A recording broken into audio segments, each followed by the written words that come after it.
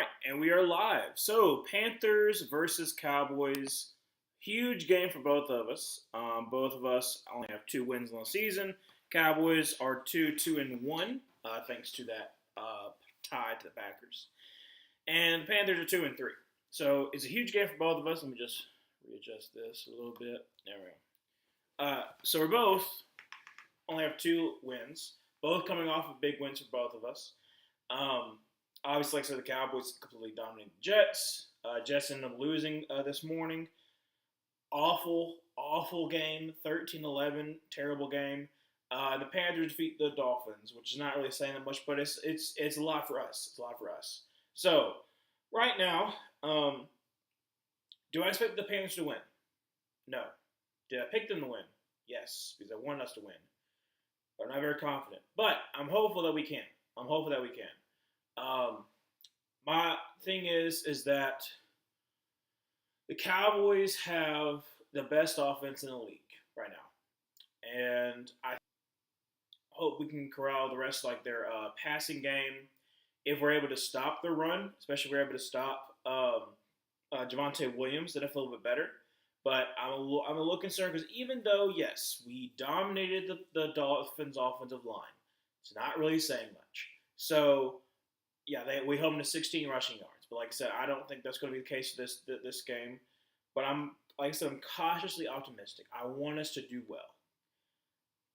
But I know a lot of times it's not going to be the case. So like I said, I'm trying to be optimistic. I think it's a chance for both teams to be in the 20s. I think it could be like a little bit of a higher scoring game.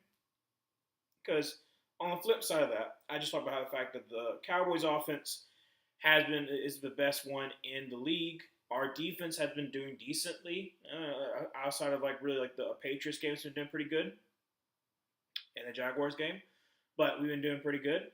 So the hope is, okay, we got that. Let's go into going against this Cowboys defense that is one of the worst in the league. The Cowboys defense is one of the worst in the league.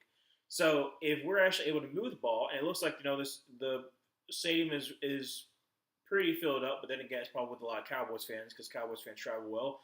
Also, there's a lot of Cowboys fans, 49ers fans, and Pittsburgh Steelers fans in Charlotte. So it's not that out of the ordinary for there to be people at the home crowd. But I think we'll be able to run the ball. I know Rico Dowdle wants to get his revenge over the Cowboys, but I think that Tedero McMillan will have a good day. That's what I'm hoping for. I'm hoping that Rico has a good day. Ted has a pretty decent day, too, as well. We're able to move the ball. And that's the reason why I think we have a shot. We have a chance. But we're also not – we don't have Taylor Moton. So Taylor Moton's going to be replaced by Josh Nijman. So that's going to be a little bit of a concern for that right side of our offensive line.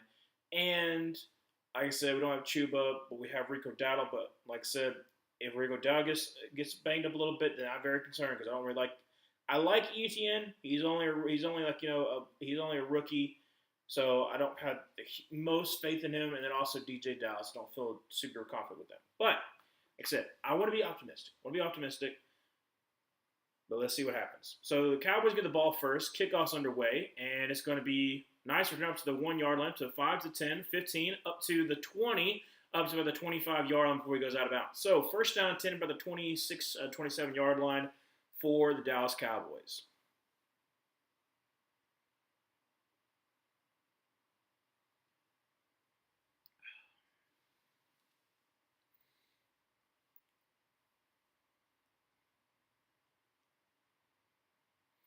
All right, so going to be first down 10 from the 26-yard line. Dak Prescott will be under center with Javonte Williams in the backfield. We got two tight ends set. Going to set tight end over to the left. Going to be a play action pass. And going to dump it off to number 89, who's going to get about 3 yards there. Great job there, Trevor Wallace. And that's going to be second down about 7. Like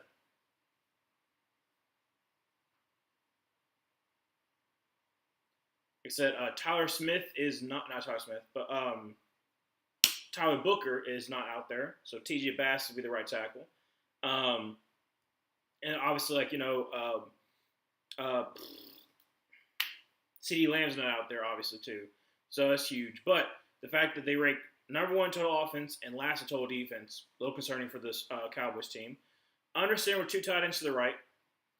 Going to be a handoff to Javonte Williams off to the right side, and great job by the rushing defense. This will be gain about 2 to 3 yards. It'll be third down and about 4.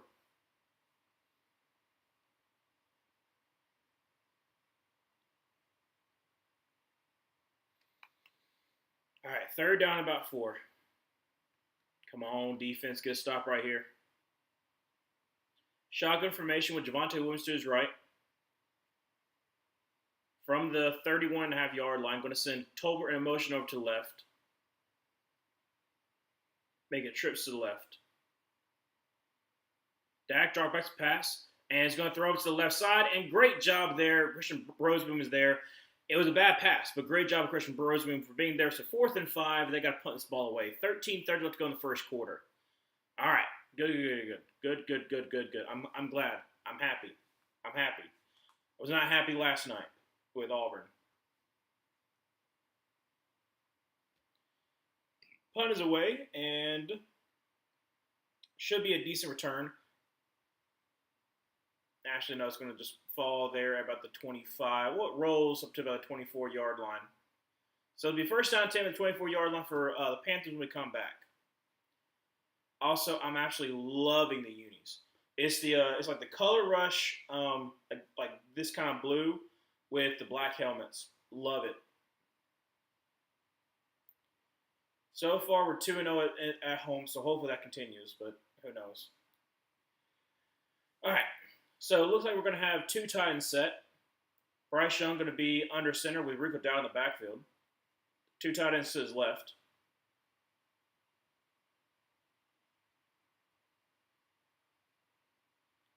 Going to be a handoff to Rico Dowdle, who's going to get up to the 25, up to about the 30, and pushing forward. It's going to be about a 9-yard gain. Second down and 1 for the Panthers. Good job of Rico Dowdle there, keeping his legs moving.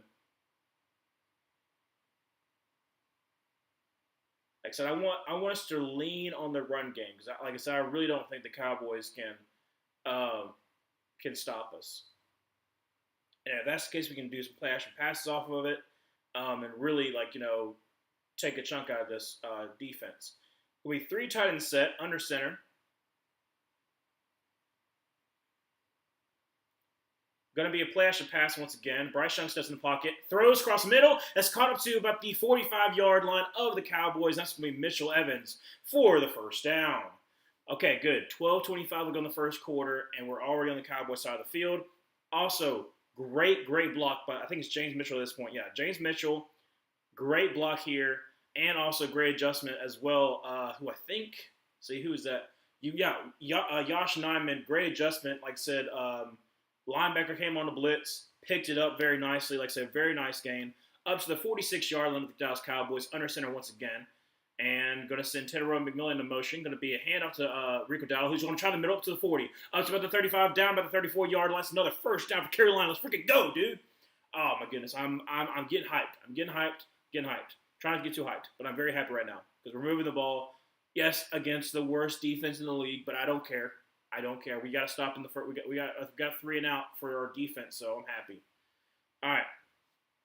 So first down 10 for the Panthers. Rico Dowdle so far has 2 rushes for about 20 yards. From the 34-yard line. Once again under center. Going to send Tremaine in motion. Going to act as a fullback. Going to be a play action pass, and he's got time. He's going to dump it off to Rico Dowdle, up to about the 30-yard line, up to the 25, up to about the 20, and out of bounds about the 20 or 19-yard line. It's going to be a first down once again for the Panthers. Let's freaking go, dude. 11:05 to go in the first quarter. I'm trying not to be so happy, but I'm just beaming with pride. I'm beaming with pride right now.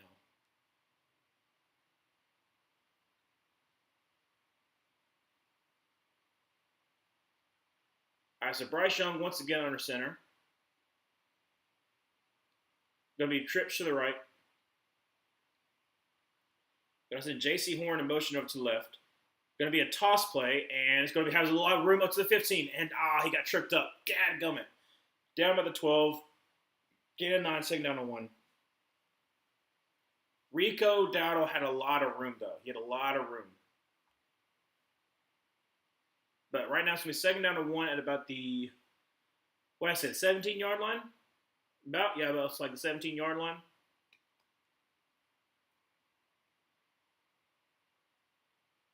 He's going to give himself a little bit of break. So we're going to have, looks like ETN in the backfield. Going to be under center once again. Going to be a play action pass, and Bryce Young sidesteps and throws, and it's going to be incomplete. 3rd down and 2. 9:58 left to go in the first quarter. That was Ezeraku with the pressure.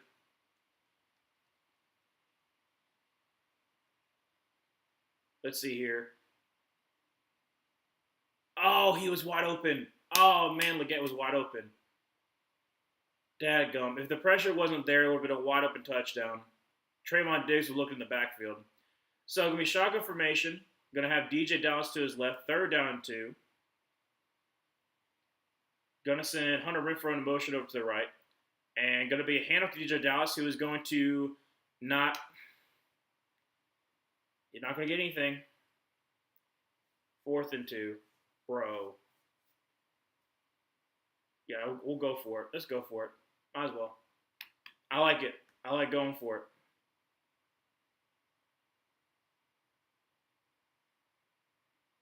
No, we're not. We're just going to go field goal. Okay. Well, 9:30 left to go in the first quarter. We're going to take a shot field goal. We were driving, and then we went away from what was working. So I don't love that. But this is a 31-yard field goal.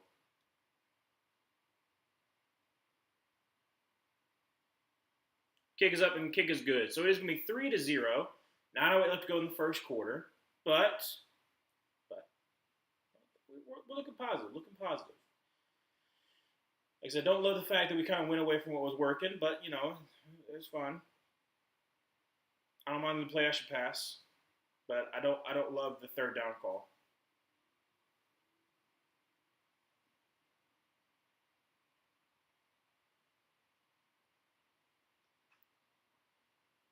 All right. So, analysis. Rico Dowd's having a good day so far. 29 rushing yards on 3 carries and 13 receiving yards in the first drive. Easily able to drive down the field, but that we stall out. So it's like I said, it's good and bad. It's good that we're able to move the ball, which I kind of figured we would be able to. But not capitalizing is something that I'm a little concerned about because I know that, as good as I feel like our defense has been this year compared to what it's been the years previously, I know ultimately that the Cowboys are going to, the Cowboys are going to move the ball on us. So that's what I'm a little concerned about because, like I said, we could have been up 7-0. I mean, that's like hypotheticals and all that kind of stuff. We could have been up 7-0. And so we're up 3-0. And if the Cowboys are going to move the ball and score, then this kind of takes a win out of yourselves a little bit. But like still early in the season. It is still early in the season. Still early in the game. So anything can happen. But still, I kind of hoping for a little bit more. Just a little bit more.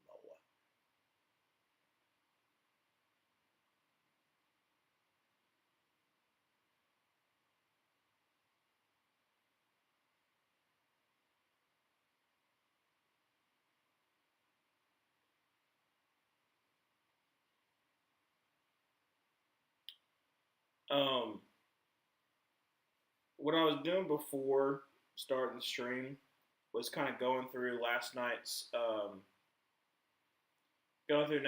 stream, the Auburn versus Georgia game, and I was going through and making timestamps, and right now I've gotten up to basically the 2-minute warning in the first half. And I could just see like the confidence being building up in me and being so very happy. And I'm like, you poor soul. Like thinking in my head, just you poor soul. All right, so we're about to kick it away once again. See if our defense can continue.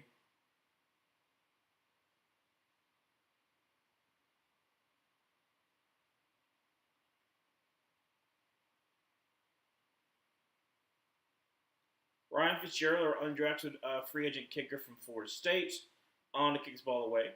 So far, he is 8 for 9 on the season, so pretty decent. But then again, we're not asking him to do too much. That one miss was like a 55-yarder. It's going to be returned by the 10-yard line up to 15, 20, up to about the 25, and down by the 27. Great job there by I think that was Richardson. I think that was Richardson. Damani Richardson.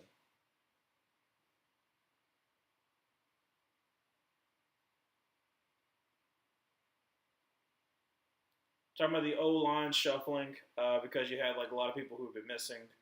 Um,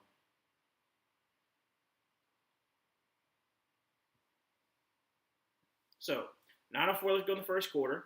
Dak Prescott who kind of like pulls away.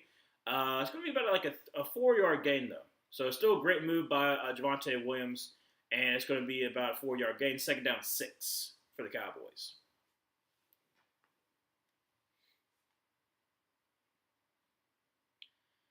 Dak going to be, was it pistol or under center? Let's see. Under center, two tight end set. Javonte Williams in the backfield.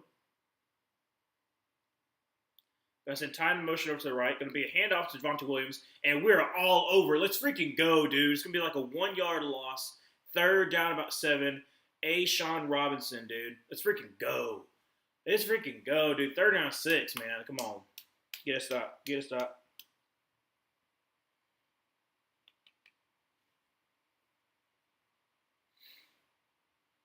All right, third down 6. 8:02 left to go in the first quarter. Going to be shotgun formation with Javonte Williams to his right.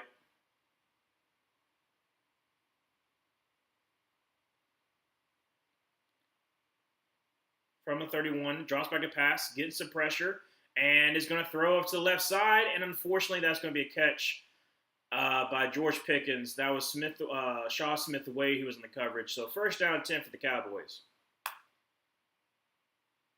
Yeah, you have Pickens in the slot.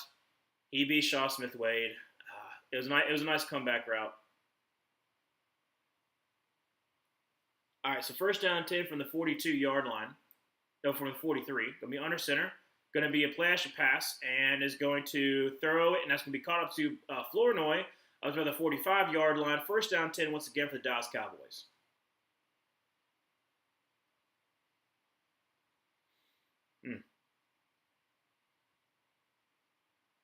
Yeah, Flournoy just kind of like, he just kind of sits and then tackled by Lathan Ransom.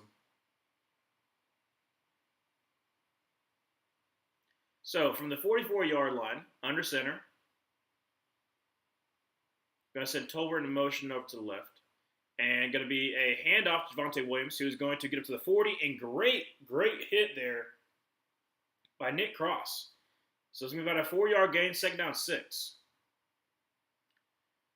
They're showing the Colts versus the Cardinals, and Tyler Warren got himself a touchdown. So 7-0 for the Colts, 11:01 left in the first. All right, so second down 5, so it was a 5-yard gain. 6:25 to go in the first quarter, still 3-0.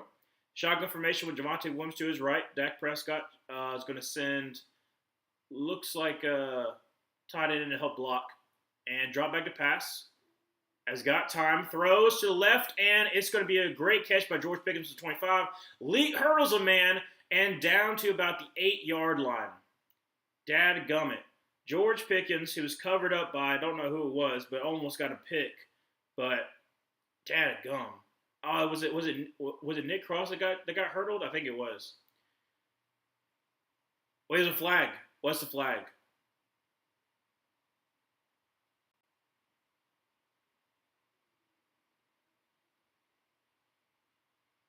Yeah, so J.C. Horn saying that he pushed. So let's see here. J.C. Horn right here. He's the one who's covering. Yeah, George Pickens pushed, and J.C. Horn makes a good play on the ball, not going to lie. But unfortunately, like I said, like his hand is right on the ball. It's just fingertips. But great catch there by George Pickens, and he hurdles Nick Cross. So it'll be first and goal from the 8-yard line. Dak going to be in shotgun formation with Javonte Williams to his right.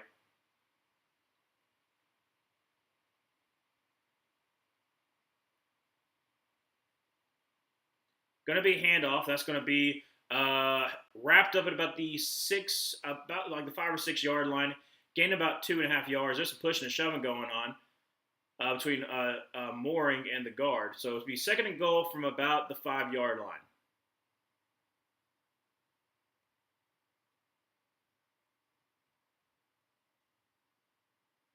5:20 left to go in the first quarter.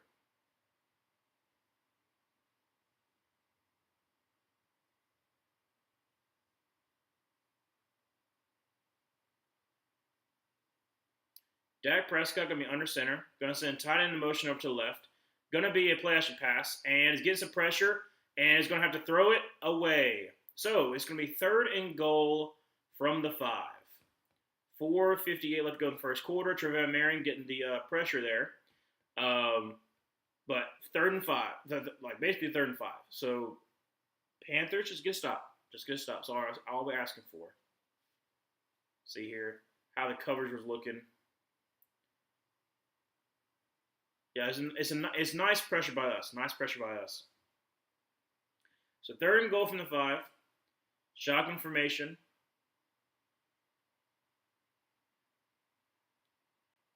Drops back a pass and is going to get pressure. And is going to avoid the sack, roll it to his left. And Dak is going to throw across his body. And that's going to be incomplete. Great job there by Nick Scott. Try to get the floor annoying, but great job by Nick Scott. That's going to be 4th and goal from the 5. All right, so Dallas, what you going to do? Are you going to kick the field goal, or are you going to try to go for it? Yeah, great job there with Nick Scott breaking up that pass. So it's 4th and goal.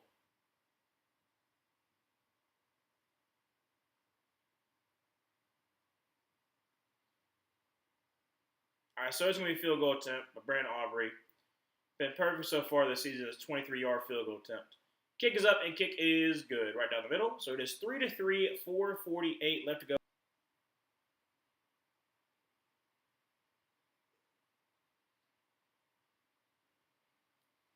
For the Auburn Georgia stream to kind of show like my descent into madness, or if I'm actually gonna make a video on it.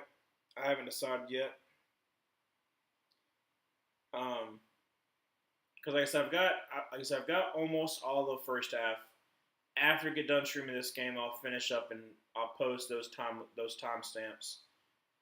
But I had to go through all of it and make sure I get everything that I wanted to that I want to highlight of the stream of showing my optimism, my doubt that starts to creep in with the optimism, but knowing, like I said, the fact that I was able to predict how the game would go is so upsetting to me.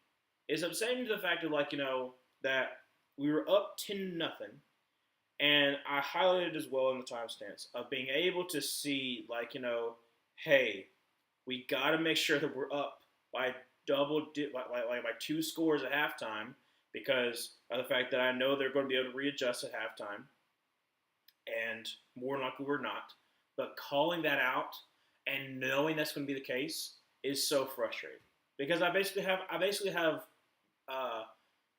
cautioned myself to know, hey, be aware that we're probably going to screw ourselves over, because it's how it's been. It's just how it's been, and so that's what I'm saying. I'm like, that's why I was so frustrated last night, and I was so down. And I had some people ask me if I was okay. I'm like, I'm okay. It's just knowing that it was going to come, knowing that the disappointment was going to come, and being right about it is so unnerving. So unnerving, because like I said, basically I'm just I should have known.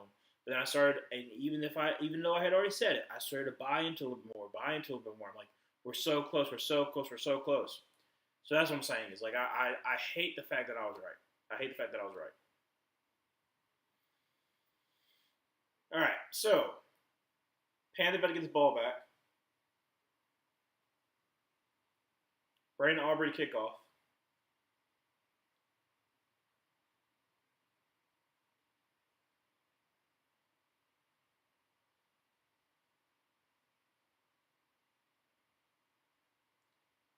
All right, so it's going to be out of bounds. Let's freaking go, dude.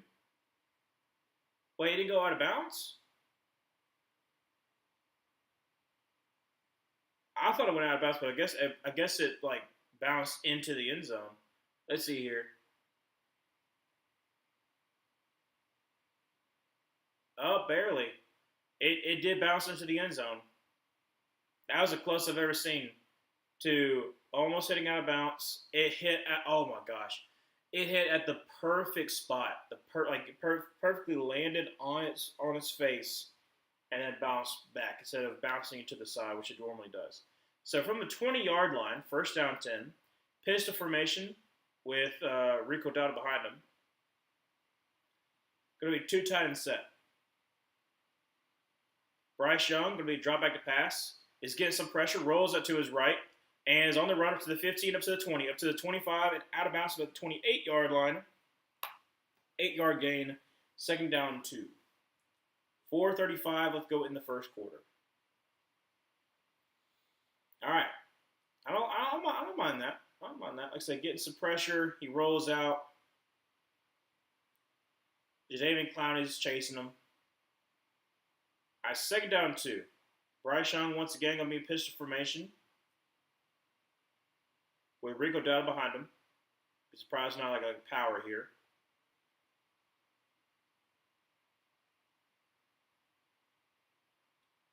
Going to be hands off.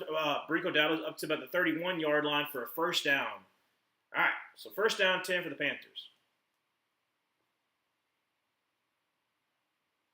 Matt Eberflus, defense coordinator for the Cowboys. Like I said, been absolutely abysmal.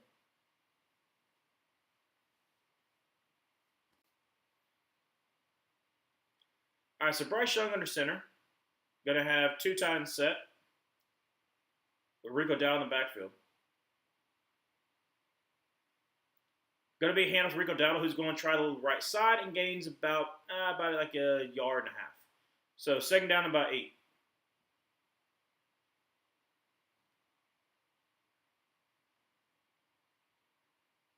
I expect to do a play action pass right here. Because right now they're bringing blitzes. So 3:05 will go in the first quarter. Second down 8. Bryce Young going to be in pistol formation. Rico Dowdle behind him. Going to be a quick just throwaway. And it's going to be a legal man downfield too. A legal man downfield. It was covered. It was supposed to be down, and what was it? I'm trying to think of the legal man downfield. It's 5 or 10-yard penalty. I can't think of the top of my head. Penalty decline, so it'll be third down 8. Okay, so third down 8 for the Panthers. 2:51 left go in the first. Carolina. Bryce Young going to be in shotgun formation with Rico Dowdle to his right.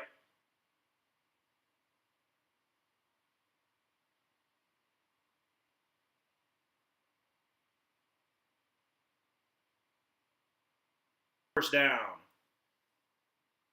I said that was easily first down. So first down 10 for the Carolina Panthers. 2:40 left to go in the first. Let's go. Like I said, I expected Rico Dowdle to have a pretty good day. So far, he's had a pretty decent day. And I expected Ted McMillan to have a pretty decent day. Yeah, Trayvon Diggs is playing way too far off of him. Yeah, it's pretty easily as a first down.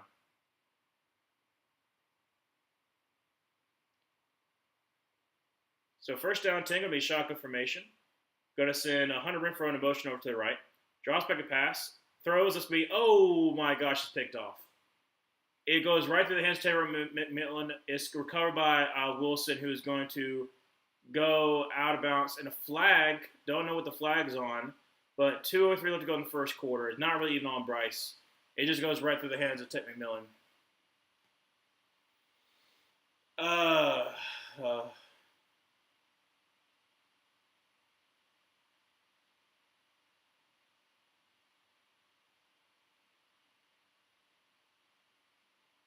Says up Dallas with a nice field position. Don't know if the flag is on yet, but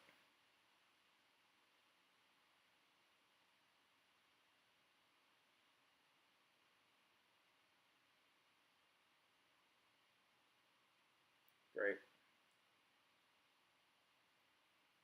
So Bryce Young throwing it to the left. Like I said, it goes right through the hands of Ted McMillan and gets bounced up into Wilson's hands. So it's not like, yeah, like I said, it just goes right through his hands. Right through his hands.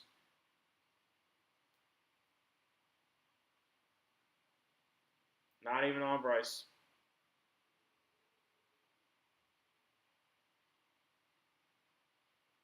So first down 10 from about the 12 and a half yard line.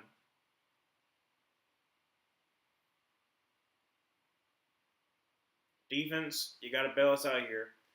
2:03 left to go in the first. Dak Prescott going to be in shotgun formation.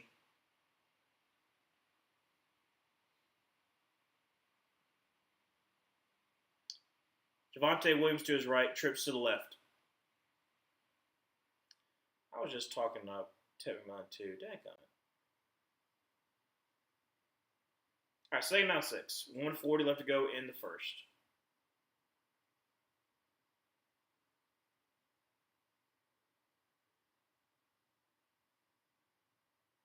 Dak under center. All right, so Dak Prescott got me in shotgun formation with Javonte Williams to his left. From the 13-yard line, going to be a draw, and that's going to be Javonte Williams gets down to about the 6-yard line. So we third down and about 3 for the Cowboys after that gain about 7 yards. Well, about 8 yards. 55 seconds left to go in the first. Washington, third down and 5. All right. Defense, get a stop. Just get a stop right here. Now they just did third and 4. Okay. Third and 4.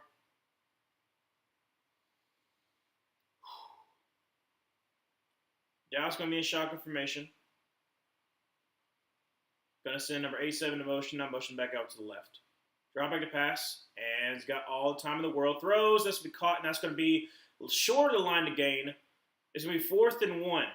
Great job there with Roseboom. Dumb decision there by Ferguson, who went backwards for some odd reason. So it'll be 4th and 1. And it looks like Dallas is going to try to go for it. All right, so 12 seconds to go in the first. They could just let this go to the end of the first quarter they wanted. And that's what they're going to do. All right, so end of the first quarter. It'll be tied 3-3. We come back, it'll be 4th and 1. All right, like I said, defense got put in a tough spot, but it's 4th and 1. They can get a stop here. That'll go a long way for us. Go a long way for us. Because Dallas could take the points, but I don't want them to.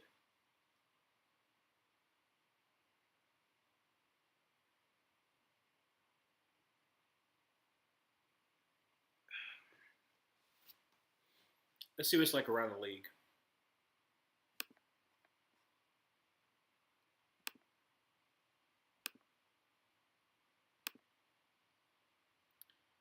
Jaguars are up 6-0. Dolphins are up 7-3. Ravens are up 3-0. Colts still up 7-0. Patriots are up 7-6. Is that it? And then Browns, Steelers are up 3-0. Still a lot of close games. I mean, it's still relatively in the first quarter. So wouldn't be surprised if it was a blue blowout in the first quarter, but you never know.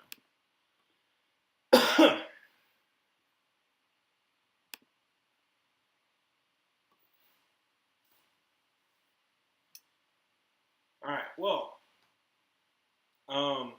so far, I liked our first drive. Second drive wasn't terrible. It's just the fact that the bad execution.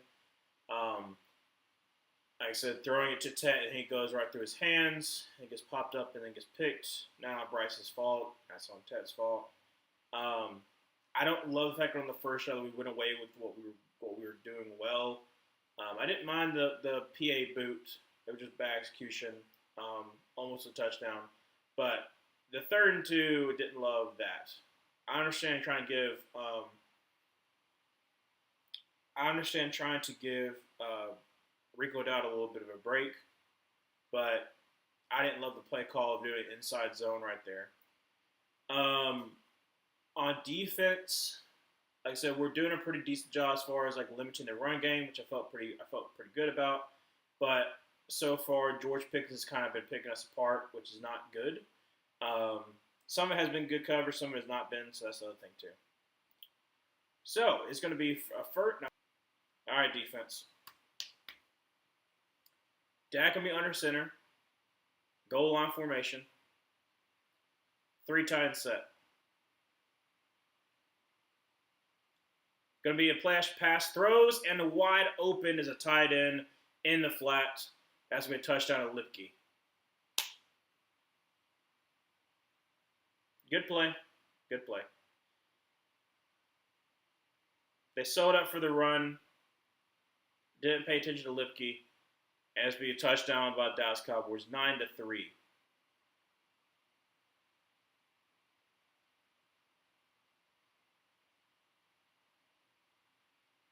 They're technically 2 people are open on that play too.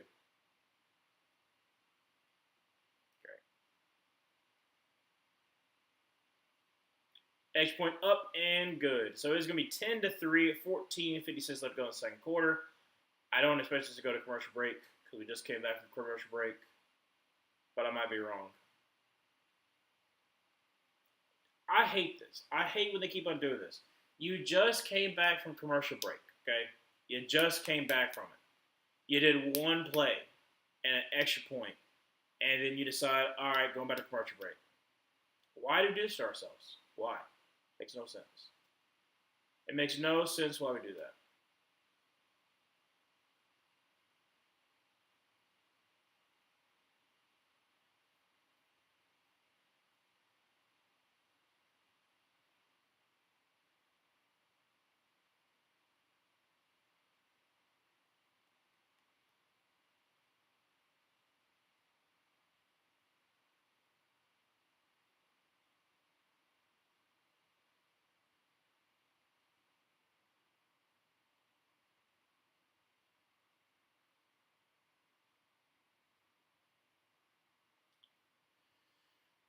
I'm not upset with their defense. So like I said, they got put in a bad spot. I mean, basically they got it like 1st and 10, like the 20-something yard line. But I really wish we could have got a stop there. But it's going to be up to our offense to respond.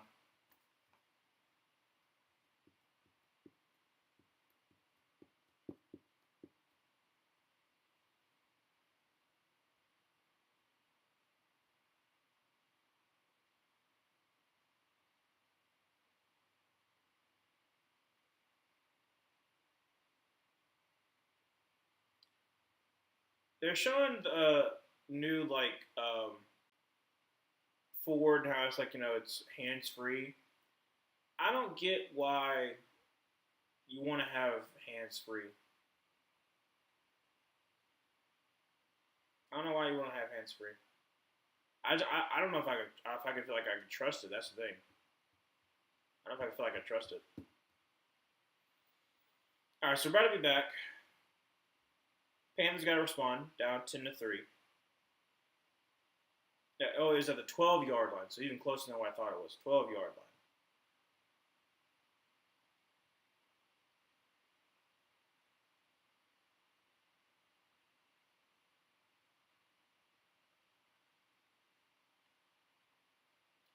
Kick is away, and it's going to be into the end zone for a fair catch. So, first down for the Panthers at about the 35-yard line. Or is it 30-yard line?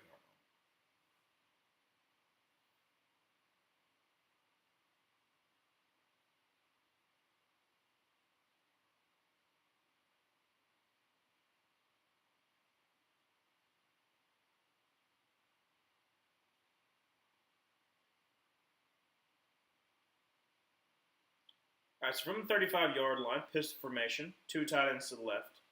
Gonna send Xavier Legette in motion over to the right. And going to be hand up to Rico down up to the 40, up to the 45, and down about the 46-yard line.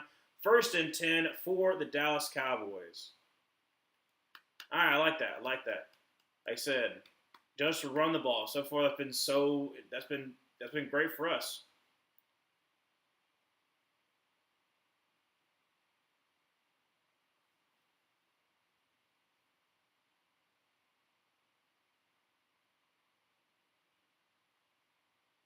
From the 46-yard line, shocker formation, Rico Dowd to his left. Bryce going to hand off to Rico Dowd. He's going to try the left side up to the 50, up to about the 46-yard line, 8-yard gain, second down and 2. Well, let's say second down and 3. It's like second down and 2.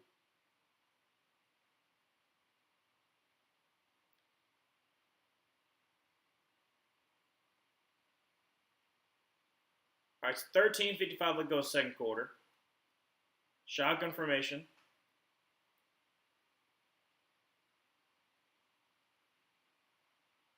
Well, I know what we're stopping the clock for.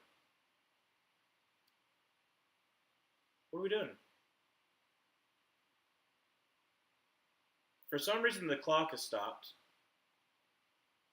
I don't know what the problem is, but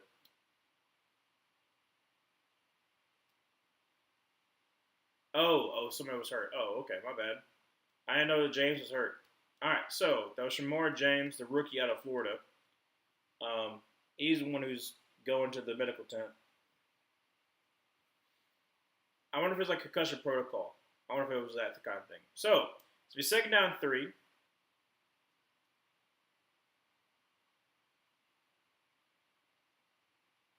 Yeah, they're talking about the like I said, he got hit in the head, so they were just checking to make sure. So that's the reason why he was called out. Oh yeah, he's definitely shaken up for sure. All right, so second down 3 from the 47-yard line. Bryce Young under center, who's got some blockers out in front, up to the 45, up to the 40, up to the 35, up to about the 32-yard line. First down 10 for Carolina. 13:33 left to go in the second quarter. Xavier gets his first catch of the day.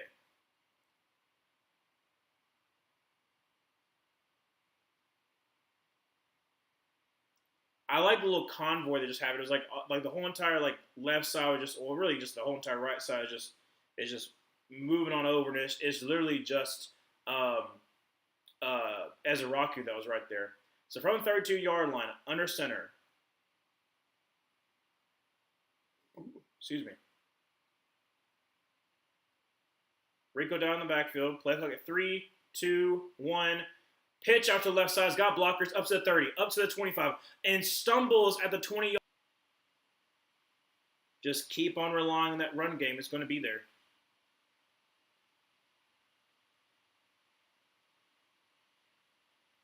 Great seal-off block by Tedero McMillan.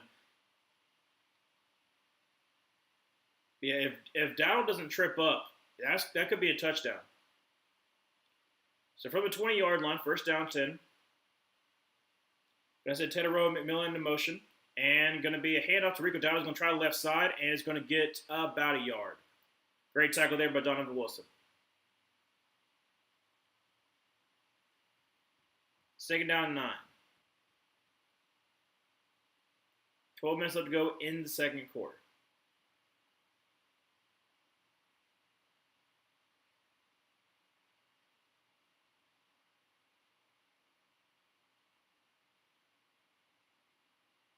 All right, so empty set for Bryce Young.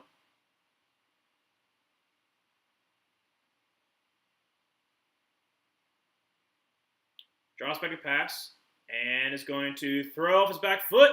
And it's going to be a touchdown, a Tedero McMillan. Let's freaking go. I need that for my fantasy. Let's freaking go. So Tedero McMillan avenges himself from that pick, gets a touchdown. Needed that from him. And with the extra point, it's going to make this a 10-10 tie with 11:29 left to go in the second quarter. Yeah, I started Tedero McMillan, so I'm glad that he's doing well.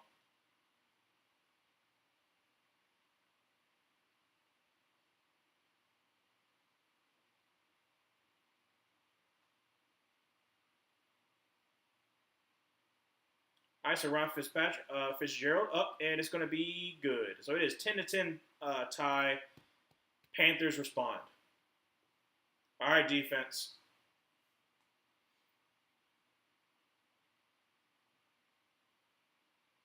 And that is also Tedero McMillan's first touchdown of the season. Forgot to mention that before. That is his first touchdown of the season, of his career. I'm happy.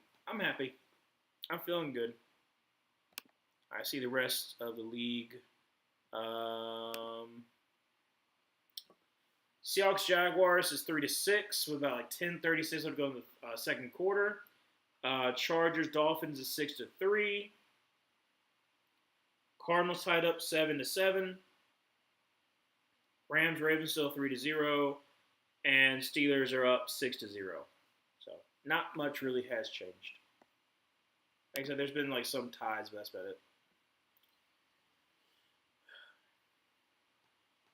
The Ravens being only being 3-0 is kind of crazy. I'm not saying that the Rams should blow them out, but I'm surprised they haven't got a single point yet because the Ravens' defense is atrocious. Um, that was a little surprising, and then the Chargers Dolphins a little surprising. I just think the Chargers should be better than they are, and they're being down by 7-6. I don't know. I just think they should be doing better.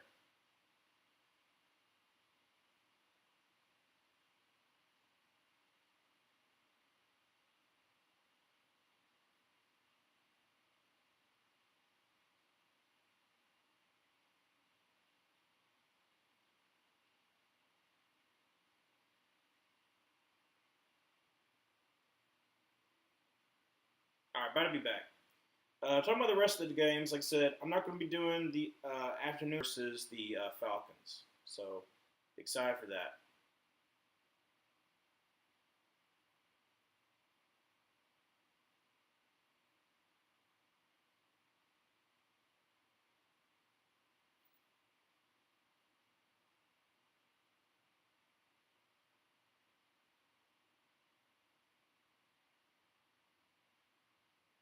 Look at that smile, dude. They're so happy. I love our young wide receiver core. I mean, like we literally the ball fell. I just love the fact that we have two. Like I said, I really do love Xavier Leggett. I think that he's improved. Obviously, he had an injury last year that kind of caused him some problems last year. He improved on his route running because that's one thing I was kind of concerned about coming into the league. He's got the speed, he's got the size, and he's come up good in some games this year when he's been healthy. So you have Jay Leggett, you have Ted McMillan. Going to return about the 8-yard line to the 15, up to the 20, and we get them down to the 21-yard line, 22-yard line. Good job there by the Panthers. Be first down 10 for the Dallas Cowboys. But I love having both of them. Jalen Coker is eventually going to come back, so that's another guy in his season, his second year. You got Jimmy Horn Jr., who's been really good for us. That's an amazing move right there. That's an amazing move. Donovan Wilson tries to break on the ball. That's awesome, dude. But you got Jimmy Horn Jr. as another rookie. So that'll be your wide receiver 4. So going to be a handoff, and the running back's going to get about 2 yards there. Kind of came in late on that one. But it's going to be second down 8, 11, 15. Let's go in the second quarter. But like I said, I love the fact we have a young, talented wide receiver core. We've got a plethora of tight ends that are just solid, which is all that we really need, just solid tight ends. And then our running back room, once actually healthy, is really good. So from the 25-yard line, second down 8, shotgun formation, running back to his left, going to send Ferguson in motion over to the left. Drops back a pass, and going to throw off to the right. It's going to be George Pickens, who is going to get the first down, and it's going to be Mike Jack with the tackle. Like I said, George Pickens is kind of concerning for me a little bit. He's getting open.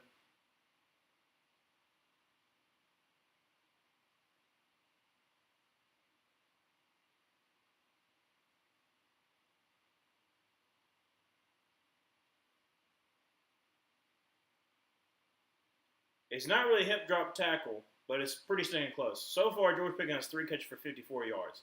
Don't love that. From the 36-yard line, going to be 2 tight end set. Going to be a handoff, and great job there with Princely Uman-Mielen, and that's going to be basically maybe a no gain or a loss of a yard. That's going to be no gain. Second down 10.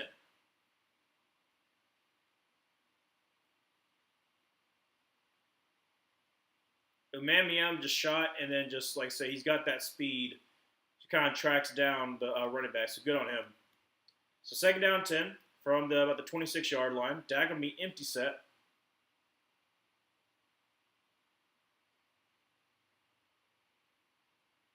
Now I'm going to send John Tolbert into motion.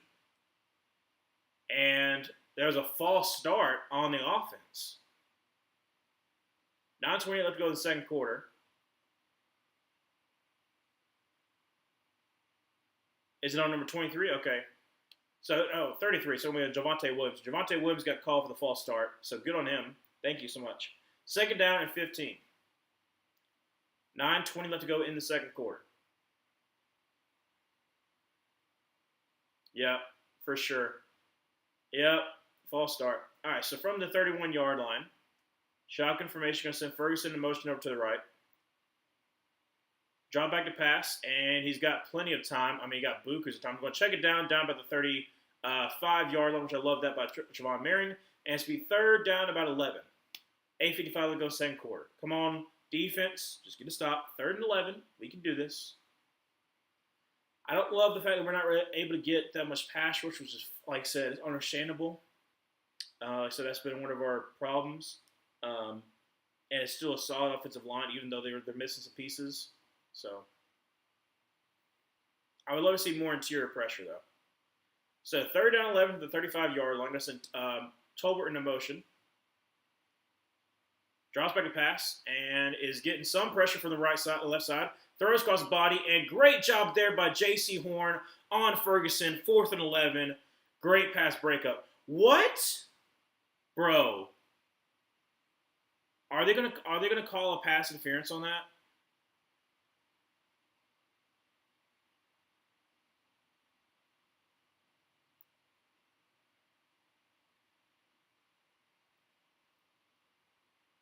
Are they calling pass? Oh my gosh. They're calling pass interference on J.C. Horn there.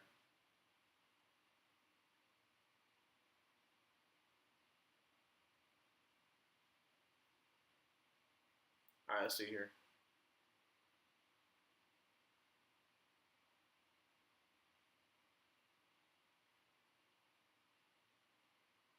Bro. I don't know if anything is ticky-tacky, if anything. But I hate that leads to another first down. So first down and 10 for the Dallas Cowboys. 8:19 left to go second quarter. From the 47-yard line. Shotgun formation, run back to his left. Gets a Flournoy in motion. And has got plenty of time. Going to dump back down to Flournoy, who is going to get to the 50 up to about the 48-yard line. So about a 5-yard gain. Second down 5.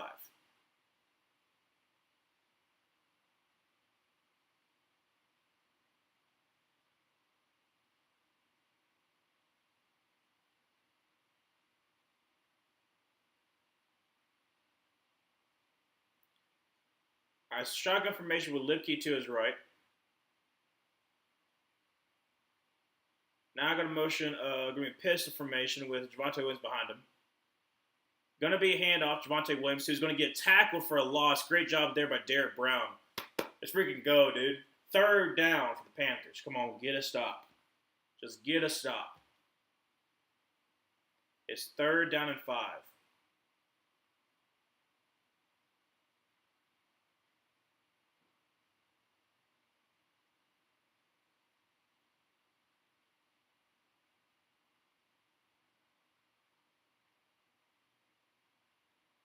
All right, third down and 5 from the 49-yard line.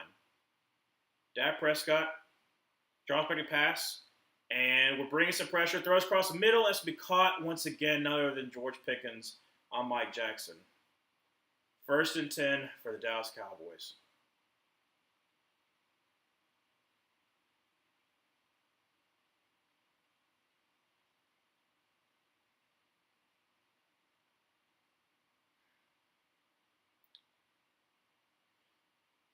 It's not a great pass by Dak either. It's just a good catch by George Pickens. From the 36-yard line, going to be under center.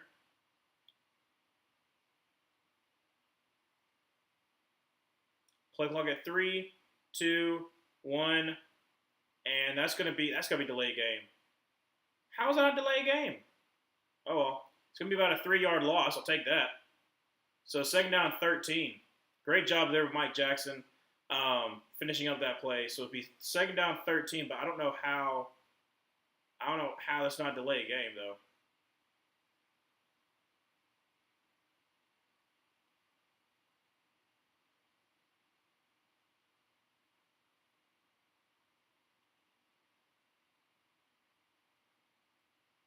All right, so 5:40 left to go in second quarter. Second down about 12 and a half. Dak on me shotgun formation with Javonte Williams to his left. Drops back to pass and is going to throw across the middle, and that's going to be up to about the 31-yard line. Great job there by Chris. 5:15.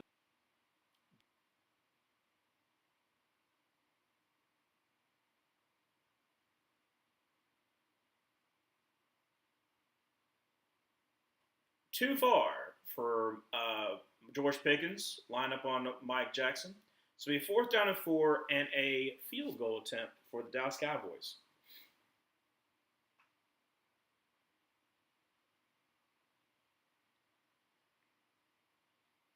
They're going for it. All right, so 4th and 4, they're going for it. It's a 10-10 tie, 4:44 left to go in second quarter. Kind of surprised they're going for it, but I don't know. They just feel confident. Dak will be in shotgun formation. Like I said, if Dallas wants to go for it, that's on them. They don't want to take the points. I guess they feel like it's a waste if it's not a touchdown drive because it's a tie. But I don't know.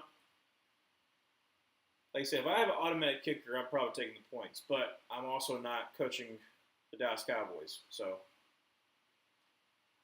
4:44 left to go in the second quarter. 4th and 4.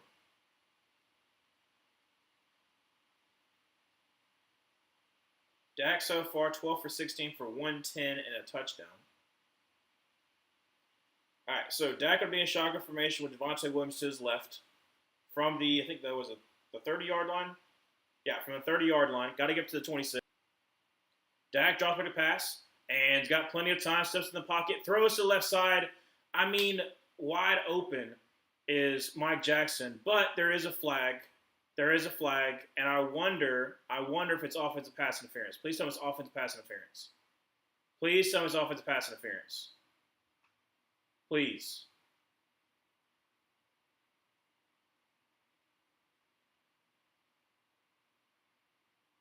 Because Mike Jackson was so far off that, like, wait, that was what it was called on? There's no way that was what it was called on. So the 1st and 10 for Dallas. Mike Jackson is getting picked apart. He's getting picked apart.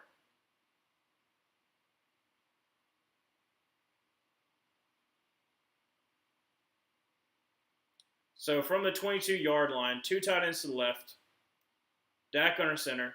Javonte Williams in the backfield. Going to be a reverse to Flournoy, and he is going to get about 2 yards there. So there, Manuel. I suppose this game might just be slightly better than the crap show in London. Yes, it is quite better. Right now, it is almost, that's an amazing pass to Jackson Smith-Njigba. Right now, it is about the same exact score. It is not 11-13, but it is 10-10. It's still in the first half. So it's been pretty decent so far. I don't love the fact that Mike Jackson keeps on getting burnt. But, 2nd down 7. Going to be empty set for it's going to be empty set for Dak. They're taking J.C. Horn off of George Pickens, I don't love. Drops back to pass. Is getting some pressure over the middle. Throws for the end zone. Wide open is Jake Ferguson. 16-10. Broncos vs. Jets was just the English food, bland, flavorless, and sad. I agree. I literally started watching it. I was like, I'm gonna focus on something else. So while that game was stamps for my progression into madness, I only got to about halftime. So after this game, I'll continue that and do the actual timestamps for it. I thought about making a video about it too. Kick is up, kick is good. So it's 17-0, 3:39 left go in the second quarter. But yeah, the fact that looking back on the stream last night, that I predicted what was going to happen while we were up 10-0. I hate the fact that I was right. I hate the fact that I was right about Auburn, Georgia. Um, and so I'm thinking I might just do the timestamps, or I might make it into like a video just showing the progression of like me being confident, me building up confidence, me being at the height of my happiness, and being like still cautious even at the height of my happiness, and then the decline. But yeah, so but this game's been pretty good so far. Like I said, 17-10. The Cowboys got some help on our second drive. Um, yeah, on our second drive, we were up. We were, I think we had just gotten a first down. I just talked up Ted McMillan, and then Bryce throws a pass to Ted McMillan. It goes right through his hands, gets popped up, and then it gets intercepted by Donovan Wilson, who takes it down to about the 20-yard line. Penalty by us because Rico Dowd decided he wanted to try to blast somebody in the back. Made it like at the 12-yard line, and then Dallas on 4th and 1 draws up a PA boot with Lipke coming into the flat, and he was just wide open.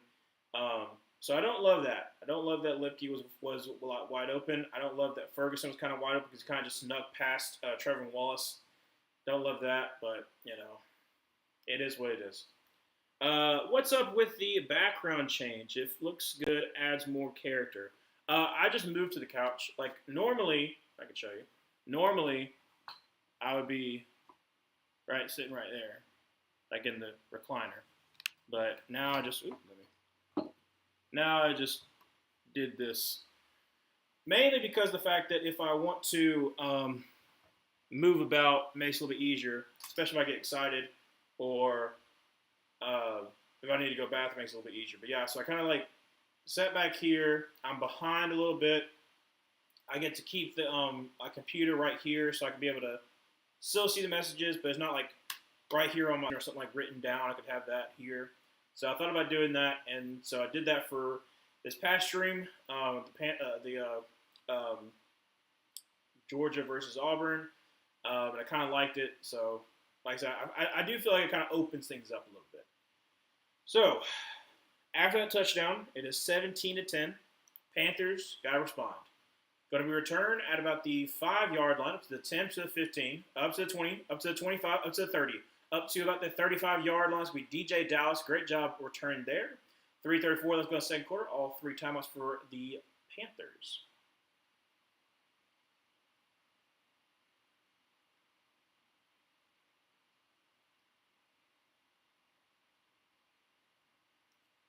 Okay, I'm assuming that Trevor Wallace thought he had safety help. That's what I'm assuming. Because there's only one safety, and for some reason, Ransom was playing center field, which instead of cheating over to the trip side, so I understand that, but oh well. From the 34-yard line, going to be handled Rico Dowd, who's going to bounce it to the right side, and he gets about 2 yards. Second down 8.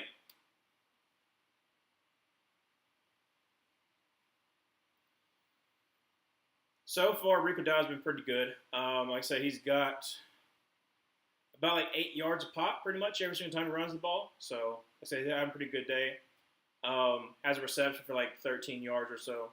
So Bryce Young going to be shotgun formation, sent Ted McMillan into motion over to the right. Got Rico Dowd to his right.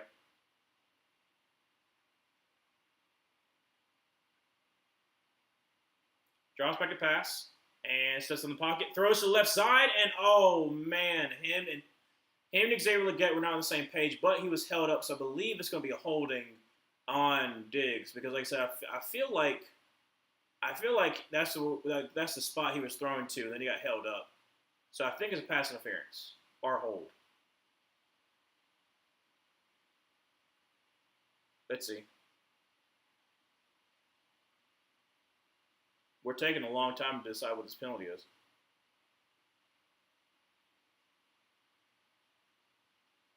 Holding on the defense, yep. All right, so first down 10 for the Panthers, 2:49 left to go in the second quarter. Oh, so it actually was on Stewart. So he was on Ted McMillan. So Stewart's the one that was called for it.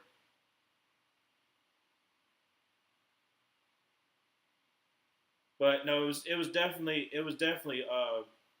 Diggs, but he, like I said, it would have been a huge gain, so it actually makes sense. So from the 41-yard line, pistol formation, drops back to pass, throws a little lob, and great catch by Tommy Tremble, who gets about 6 or 7 yards on the carry, or not carry, on the catch. 2:40 left to go in the second quarter, be second down and about 4.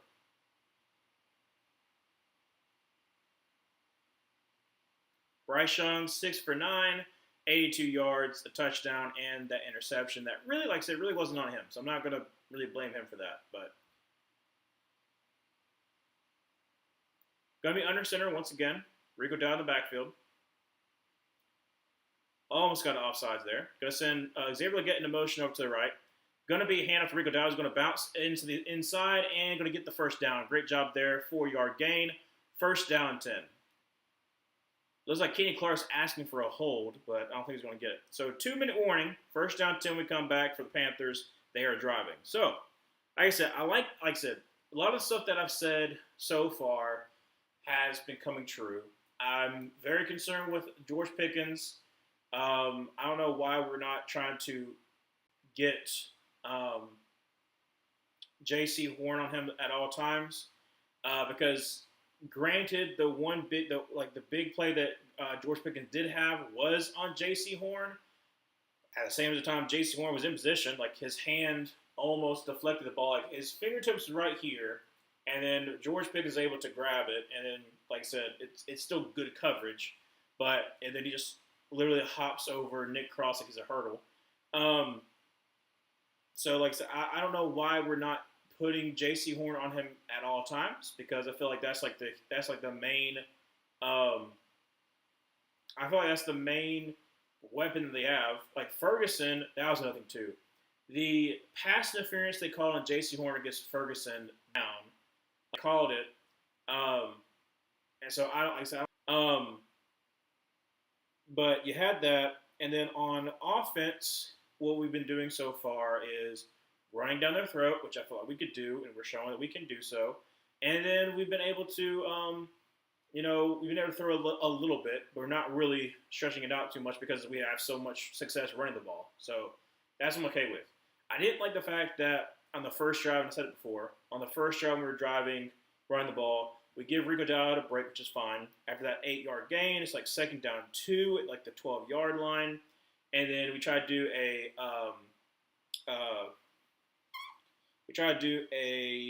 PA boot, and Donovan Ezraku's getting the pressure there, so kind of throw it away, which is fine. So then it's 3rd and 2, but then we decide to do like inside zone with DJ Dallas, and I just don't love that. I don't really like DJ Dallas all that much. So glad to be back from the 2-minute warning. Oh, looky there. Talking about Greg Olsen. Greg Olsen's calling this game, so that's nice. On the video board, they're showing Greg Olsen, Panthers legend. So, from the 49-yard line, under center, going to be a 2-tight-end set. Going to be a hand for Rico Dowd. Going to try the left side. Cuts back to the right side. Good job to the 45. Up to about the 40, and going to be a gain of 9. As we second down to 1. 1:50 left to go in the second quarter. Great vision there by Rico Dowd.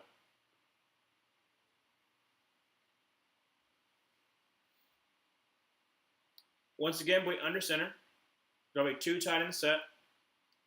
Tommy Tremble comes over to the right. The 36-yard line, a 1st and 10 for the Panthers. So, excuse me, sorry about that burp in there. 107 to go in the second quarter. Still 17-10.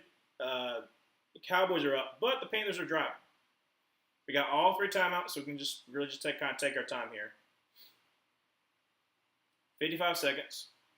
From the 37-yard line, Bryce Young shotgun formation with Rico Dowd to his right. Drops back to pass. Oh, actually going to be handoff to Rico Dowd, who's going to is that a face mask, or did he hold on to his horse collar? Because like all of a sudden I just saw Rico Dowd go like this. All right, so time is called. 41 seconds left to go in the second quarter.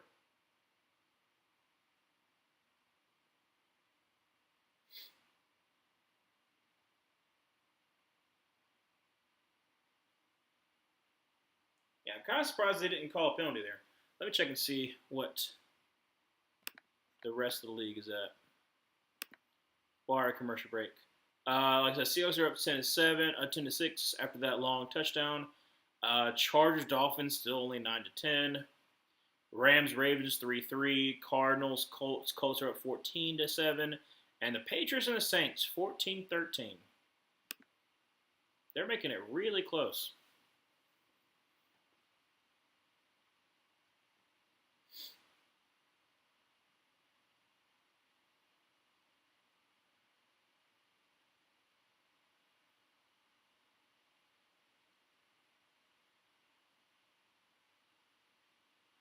Like I said, so far I've been pretty excited.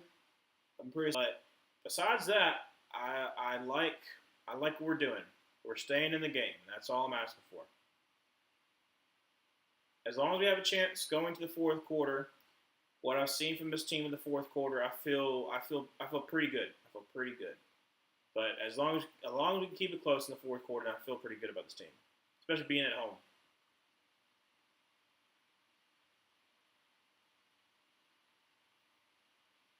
When we come back, I think it's like 41 seconds left when we come back. Um, so we'll wait and see what we're going to be doing. It's taking a long commercial break if it's a TV timeout.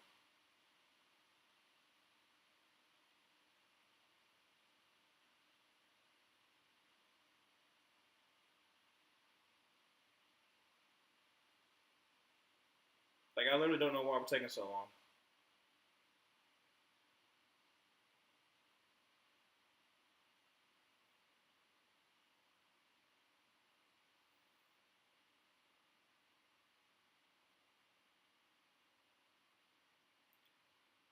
So about to be back.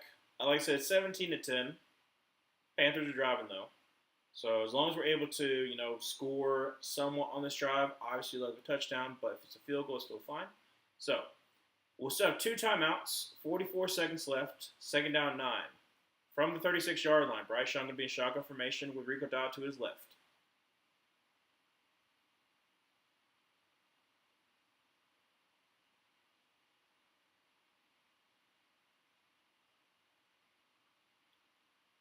Bryce Young drops back a pass and has got time throws across the middle, and that's going to be caught, and that's going to be Leggett, who pitches it for some odd reason, and that's going to be a loss and a fumble, and what the heck just happened?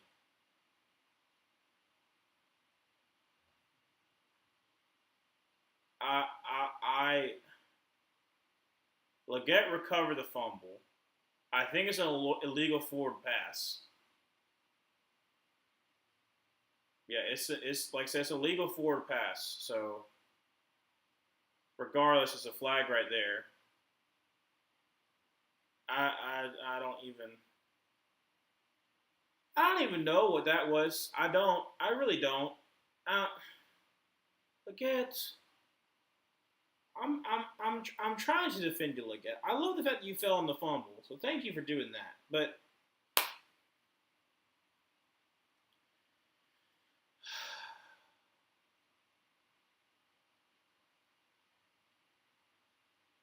all right, so it depends on what they want to do.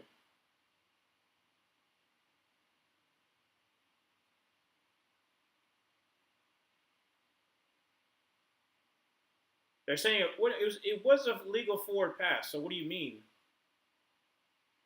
It's either a legal forward pass or you decline it. So what?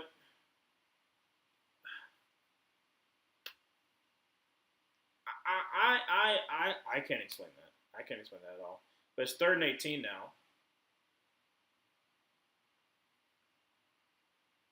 and for some reason we didn't have to use a timeout. So I don't know why the clock is stopped.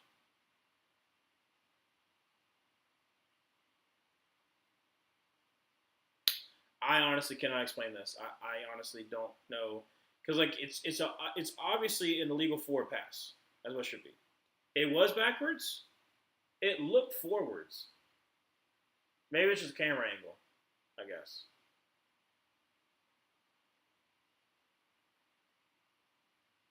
But they're also taking it. They're also taking forever on this. There's 30 seconds left to go in the second quarter. I'm also trying to figure out why the clock has stopped. So that's what I'm saying. I don't know if they're like trying to figure out who's going to call timeout. Who, like I said, I don't know.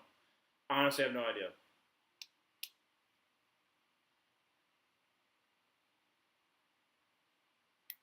All right, so 10-second runoff, so it's 20 seconds left, which is fine. We can get into field goal range hopefully for Ryan Fitzgerald. Try to make it a 4-point game. So like I said, Dallas does get the ball start in the second half, so I don't love that. So Dallas did call their second timeout. So now it's 30 seconds left.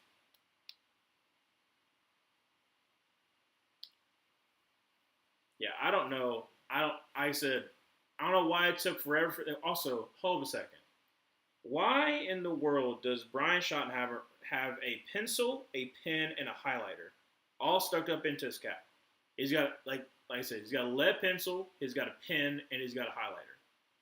Anyways, going to be shotgun formation with Rico Dowd to his left, trips to the right.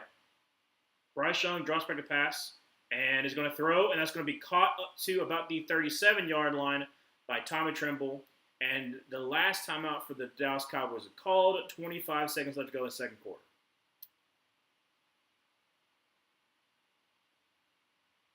All right, so like I said, we'll try for the field goal. What's up, the director? Hey, sorry about Oklahoma yesterday. That was you were in the game for a good bit, and then that was it the second or the third pick kind of took you out, and then you had the punt return for a touchdown. Unfortunately, that kind of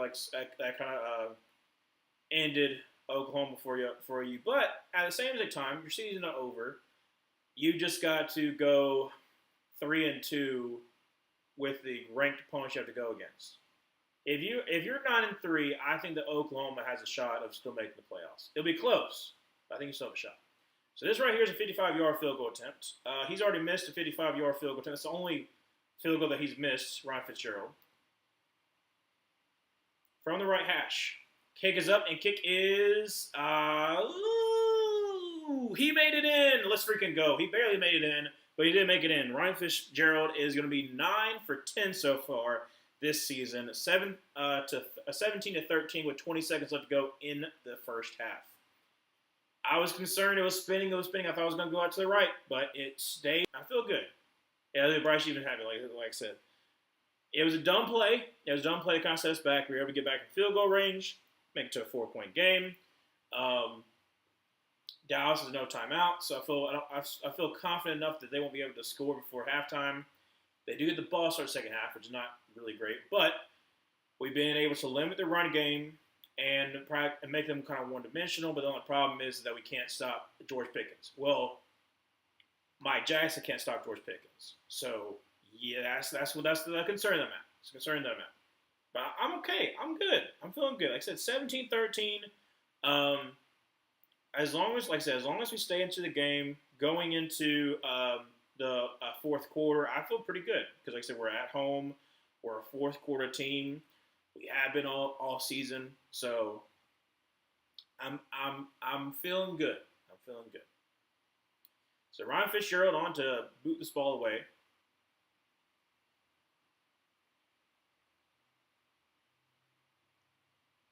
Whatever you do not kick it below the 20-yard line. And it's a nice little drill, and it's going to be, great job. It hits down, and then it goes into the end zone. Great job there by Ryan Fitzgerald, a little bit of a knuckleball. And it's going to be 17 seconds left to go. Dallas is more than likely just going to, kneel this one down. It's a great, great job there. I will say this about our kick return team. Our kickoff team is really, really good. Punt, like I said, did not show for against the Patriots, but then again, Marcus Jones, he's just a really good returner too. But our kickoff coverage is really sticking good. So Dak Prescott kneels it, goes into halftime. He's got 137 yards. Most of that has been to George Pickens and Ferguson, which don't love. Bryce hasn't been terrible. Like I said, the pick really wasn't on him. Like I said, it went right through Tyrone McMillan's hands. Like it was a good throw, went through his hands. bounced up in the air, and then Donovan Wilson took it. But we knew coming in that Dak was more likely to have a good day because he's been having a good day this whole entire season. He's 14 for 18, 137, 2 touchdowns. Like I said, I hate to see it, but we're still in the game. If we can make some adjustments, don't do some stupid stuff, then I feel good. But like I said, I don't love the miscommunication that we've done so far, and I don't love that. Like Mike Jackson getting burned by George Pickens is very concerning. Very concerning. Because like in the upcoming draft class, what I'm looking for Panthers is I'm looking for a pass rusher. I'm looking for another safety. So I feel like if we pair up a young safety with Marion, this would be really good for us. And then I'm looking for linebacker help. So love C.J. Allen as potential. I love, who was that guy got hurt? Oh, Puka Nacua got hurt? Bro. Oh, shoot. Okay, so it's 3-3. I didn't know Puka Nacua got hurt.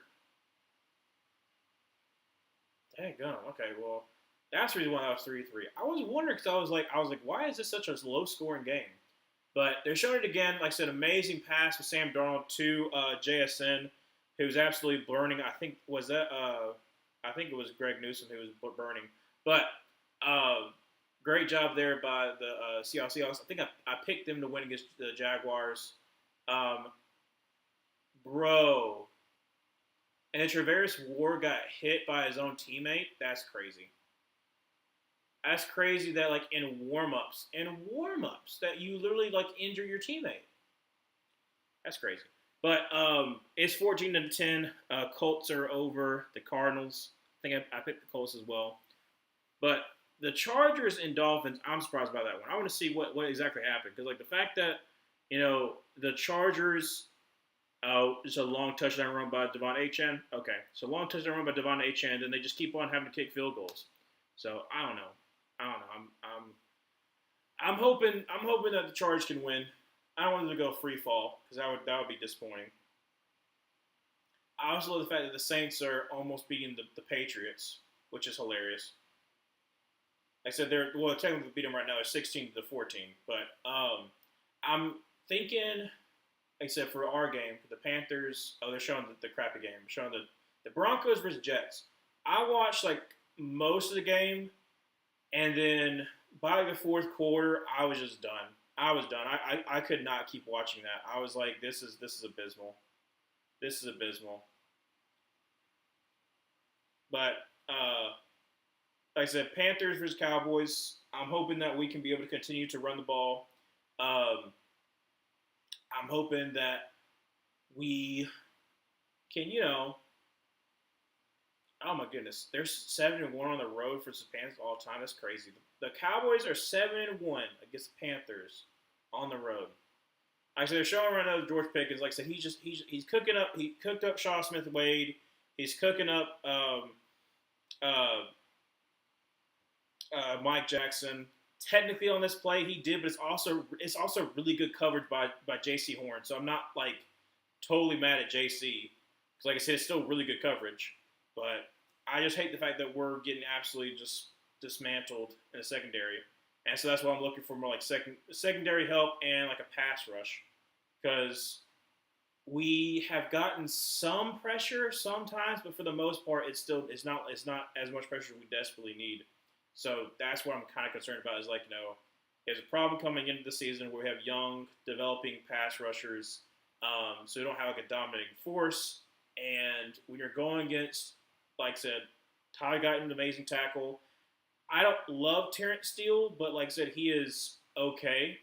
Like I said, he's okay. So having him, and like I said, you still have Tyler Smith. So I don't love the fact we're not getting kind of pressure, but it was coming into the game, we kind of felt like that was going to be the case. Good news, James Franklin was fired today. Looky there, Parker. You have been released from James Franklin. Here's the issue. Who's going to take over? So who's going to take over? Who are you going to hire in the offseason? Because Penn State, and I think we talked about this before, Parker. Penn State is in an interesting predicament where they have really nice facilities. They have amazing backing by the alumni. Like I said, they have a good NIL pool. They have all this kind of stuff. Um, and they're in the Big Ten where they're the top. They're one of the top dogs, but they just can't win the big game. So who are you going to bring in? Like, honestly, I'm trying to think who would they bring in? Parker, who do you think they would bring in? Like, while I'm trying to think of who they actually bring in. Who do you think they would bring in? Because obviously, some of like the bigger names might stay where they are. Like Kurt Signetti is going to stay in Indiana. I don't think he's going to be leaving for a bigger job just because like where he's at. Because he can still play the underdog role at Indiana. Some of the other good coordinators, are they going to leave their post and go to Penn State?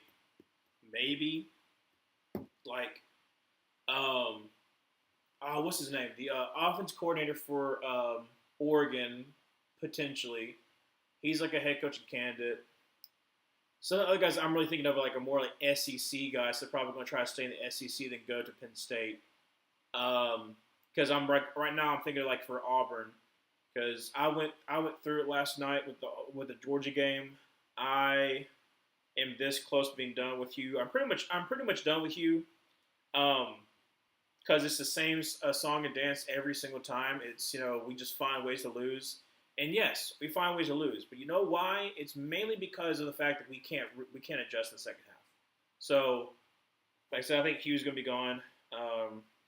Unless by some miraculous, like Billy Napier last year win 5 games in a row kind of thing, I don't think he's gonna be able to stay. So I'm in the same exact boat as a lot of Penn State fans trying to see who potentially is gonna be the next head coach. I wanted to be Glenn Schumann. He's a defense coordinator for Georgia, basically a disciple of Saban and also Kirby Smart. So he was Kirby Smart's first hire. As a Georgia head coach, so it shows how much like I would go into detail telling you about how much I love Glenn Schumann because I did the research on him because a lot of Bama friends that I had were like at the very beginning of the season were like we want to get rid of DeBoer like he just can't do it and so whenever I do research whenever I look up a guy I make sure I do my good research and Glenn Schumann like I said not only is he a great recruiter. Not only is he a disciple of Saban and also Kirby Smart, but as far as coming up with like strategy for for game day, like Georgia players rave about him, Alabama's players raved about him when he was a GA. Like I said, that kind of stuff sticks to me. The fact that he was a good recruiter, that all sticks with me too. The fact that he's from the South, from Georgia, like I said, sticks with me as well. And the fact too of we haven't had a defensive guy since technically Gene Chizik, but even with Gene Chizik, he wasn't the best head coach. But we haven't had a defense, outside of Gene Chizik, we haven't had a defensive-minded head coach. Like Gus Malzahn, offense. Brian Harsin, offense. Hugh Freeze, offense. Tommy Tuberville, offense. Terry Bowden, offense.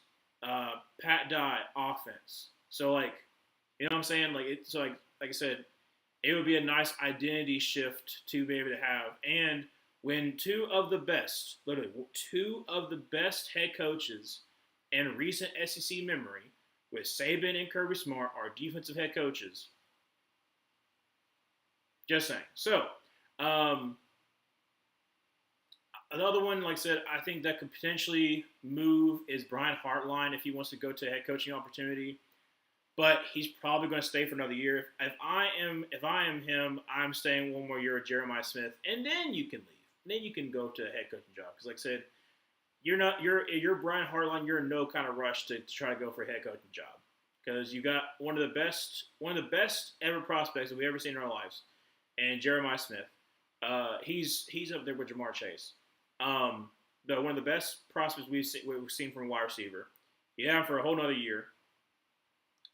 You can continue to develop wide receivers, continue to gain more pedigree, continue to have really good offenses where basically you can bump up your price even more. So Brian Hartline's the option, but let's say he's not going to Penn State. So really and truly, I'm trying to think of who I would say goes to Penn State after James Franklin. Um, I'll have to do a little more research on it. I'll try to see who might be from the area and who might want to come back, that kind of thing. Because I can't think of anybody really off the top of my head. That because like most of my thought process is for like SEC. Like for instance, like, who's going to take the Arkansas job? I think Rhett Lashley will. SMU's head coach. He's from Arkansas, so he has some ties there. Plus, also you have the backing from Arkansas. Even though like him leaving SMU, which is like the Dallas, which is like Dallas has so much money, so does Arkansas. Like if you can get Arkansas to get in the NIL with Walmart, with Tyson Food, with Jerry Jones, like you have a lot of backing as well. So I think Brett Lashley takes that job. Um, there's been some talk of like Jeff Lebby, but like he was a Mississippi State head coach. I think he stays at Mississippi State for another year because, like I said, he's trying to really build up that program. So like this is like the second year of like that rebuild that Mississippi State's going through. So like, and they've been able to kind of turn around pretty quickly. Mainly because Blake Shapen's not hurt. So I think Jeff Lebby stays for another year. I'm trying to think of like lower program people who might go to the Power Four. So we talked about before Parker about Charles Huff at Southern Miss. I think he kind of stays at Southern Miss, but he's done a decent job for Southern Miss. Like say, let Marshall to was it the Sun Belt Conference, I believe, last year. Some other people I'm trying to think of like who's like lower group of five that could go. I said Summerall, who's for Tulane, is kind of rebuilt programs where he was gone, but I don't know if he'll leave the South. I think Summerall is going to be more of like a trying to stay in the South kind of ordeal. Trying to think of other people off the top of my head. Unless Dan Mullen, who's winning at UNLV, is like, you know what, I'm gonna move after 1 year. I don't think he will, but he could definitely do that.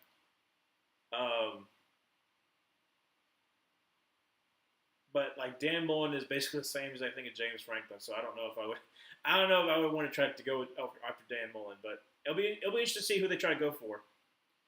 But yeah, losing 3 straight, 2 like the fact that the Penn State lost 2 games where they were 20-point favorites, like not just one game, not just like where Florida a couple years ago where they lost, but they're 20-point 20-point favorites against South Carolina, where South Carolina was like on their didn't even know how to work the headset for a team that did not lead a single time the whole entire first part of the season, and then led you the whole entire game. And then Northwestern, who is another program that has not won like a bunch of games at all and is known for being bad, like I said, beat you 22-21. So the writing was on the wall. I thought that they would allow him to finish the rest of the season, but I guess they're trying to get a jump on who they could possibly get. So it makes sense though. Going to be a little bit of a squib kick. Going to be returned. Going to be in the end zone for a touchback. So first down 10 for the Carolina Panthers at about the 25-yard line. 17-13. All right. Come on, Panthers. Let's respond. Wait. I thought we started with the ball. I thought we started with the ball, but I guess not. All right. Well. So it's going to be first down 10 for the Carolina Panthers. They said that we had 88 rushing yards in the first half, which is pretty stinking good. Like I said, I think we're going to rely on that. So from the 20-yard line, shotgun formation, going to send Jimmy Horn Jr. in motion back up to the left. Drops back a pass, steps in the pocket, and is going to throw to the left side, and wide open is Jimmy Horn up to the 50, up to the 45. And he stepped out of bounds at about the 45-yard line, but Jimmy Horn was wide, sneaking open. Let's freaking go, dude. First down 10 for the Carolina Panthers. 14:53 left to go in the third quarter, still 17-13, but the Carolina Panthers are already on the Dallas Cowboys side of the field. Let's freaking go, dude. All right. If he had just stayed in bounds. Also, Digazoo kind of got a little cheap shot there. From the 46-yard line, going to be in pistol formation with Rico Dowdle behind him. If I had to guess, probably a run here.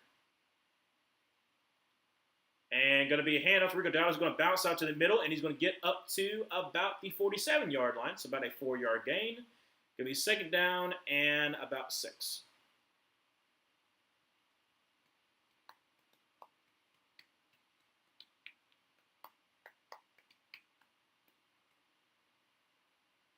Looks like we have two tight ends, not two tight ends, but two running back set.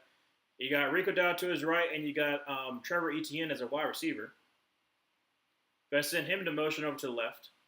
Now motion back over to the right. Bryce Young going to be a handoff to Rico Dowdle, who is going to get up to the 40, up to about the 35, 36-yard line. There was a flag thrown, so I think that's probably going to be a legal formation. If I had to guess, I think it's a legal formation. Either that or offsides. But like I said, they threw the flag pretty immediately once the snap happened. So, there's offsides. Okay, let's freaking go. So penalty decline, right? Yeah, penalty decline. First down 10 for the Carolina Panthers. Okay, good. Good. Oh, yeah, he's offsides. Was that Sam Williams? Yeah, Sam Williams offsides. All right. He didn't move. He was just lined up on offsides. All right, so 13:37 left in the third quarter. First down 10, 17-13 from the 36-yard line. Shotgun formation with Rico Dowdle to his right. Going to send Trevor Etienne once again over to the motion to the left. Motion back over to the right. And going to be a drop back to pass. Bryce Young rolls out to his left, throws on the run, and it's going to be caught, and it's going to be a touchdown to Rico Dowdle. Let's freaking go, dude. Touchdown for the Panthers, 19-17. And we take the lead. Dude. Oh, man, I love that. Let's see that play. Because like I said, Rico Dowdle was in, he was like to the right of Bryce Young there. They like a little play action pass. And let's see here if he just sneaks out. I mean, he just sneaks behind the defense. Ah, it's amazing. So, edge point for Ryan Fitzgerald. Kick is up, kick is good. So, it is 20-17, 13-19 left to go in the third. And the Panthers take the lead. No, James Franklin will not go back to Vanderbilt football. I think it's been too long. If I'm James Franklin, you could do, if you wanted James Franklin, you could do the Dan Mullen role, which is after you get fired, still getting paid by university, you become an analyst for a year, and then you basically travel the country, you basically get to do a lot more studying over different programs, and you get to almost kind of like decide like where you want to go. So if you're James Franklin, you're going to get buyout, you're going to get huge sum of money. So not only could you spend a year with your family, so like that kind of helps your mental state. You're able to kind of think about where you are in your coaching career, because honestly, he's like 50 something, so he's got like a good 8 or so more years of coaching, depending on how long he wants to coach. So if I'm James Franklin, I just got done being the Penn State head coach. I could go down to a smaller program, or what I could do is I could stay for a year, like as like an analyst, because more likely like they're going like ESPN or something like that will probably pick them up for an analyst job. You can, like I said, you can sit back, not have as much stress, really focus on yourself, get back right, and then focus on, okay, well, if I were to take a position, this is what I would do. So, yeah, like I said, I don't think go back to Vanderbilt because I don't think Clark Lee would want to have James Franklin back, especially because like what they have right now is pretty stinking good. So unless, well, nah, I don't think he leaves Vanderbilt. I was thinking if their OC leaves for Vanderbilt and goes to become a head coach, maybe you bring in James Franklin as an OC, but I don't think so. Because James Franklin was offensive coordinator, right? I'm trying to think of the top of my head. I'm pretty sure he was offense. Let me double check and make sure on that one. But I'm pretty sure he was. Because I don't know where James Franklin came from before. Oh, the top thing is James Franklin buyout. What is James Franklin buyout?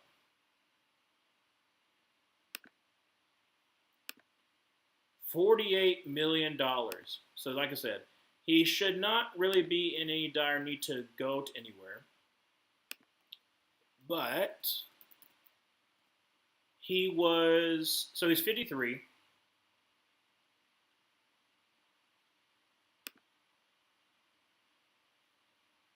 Ooh, excuse me.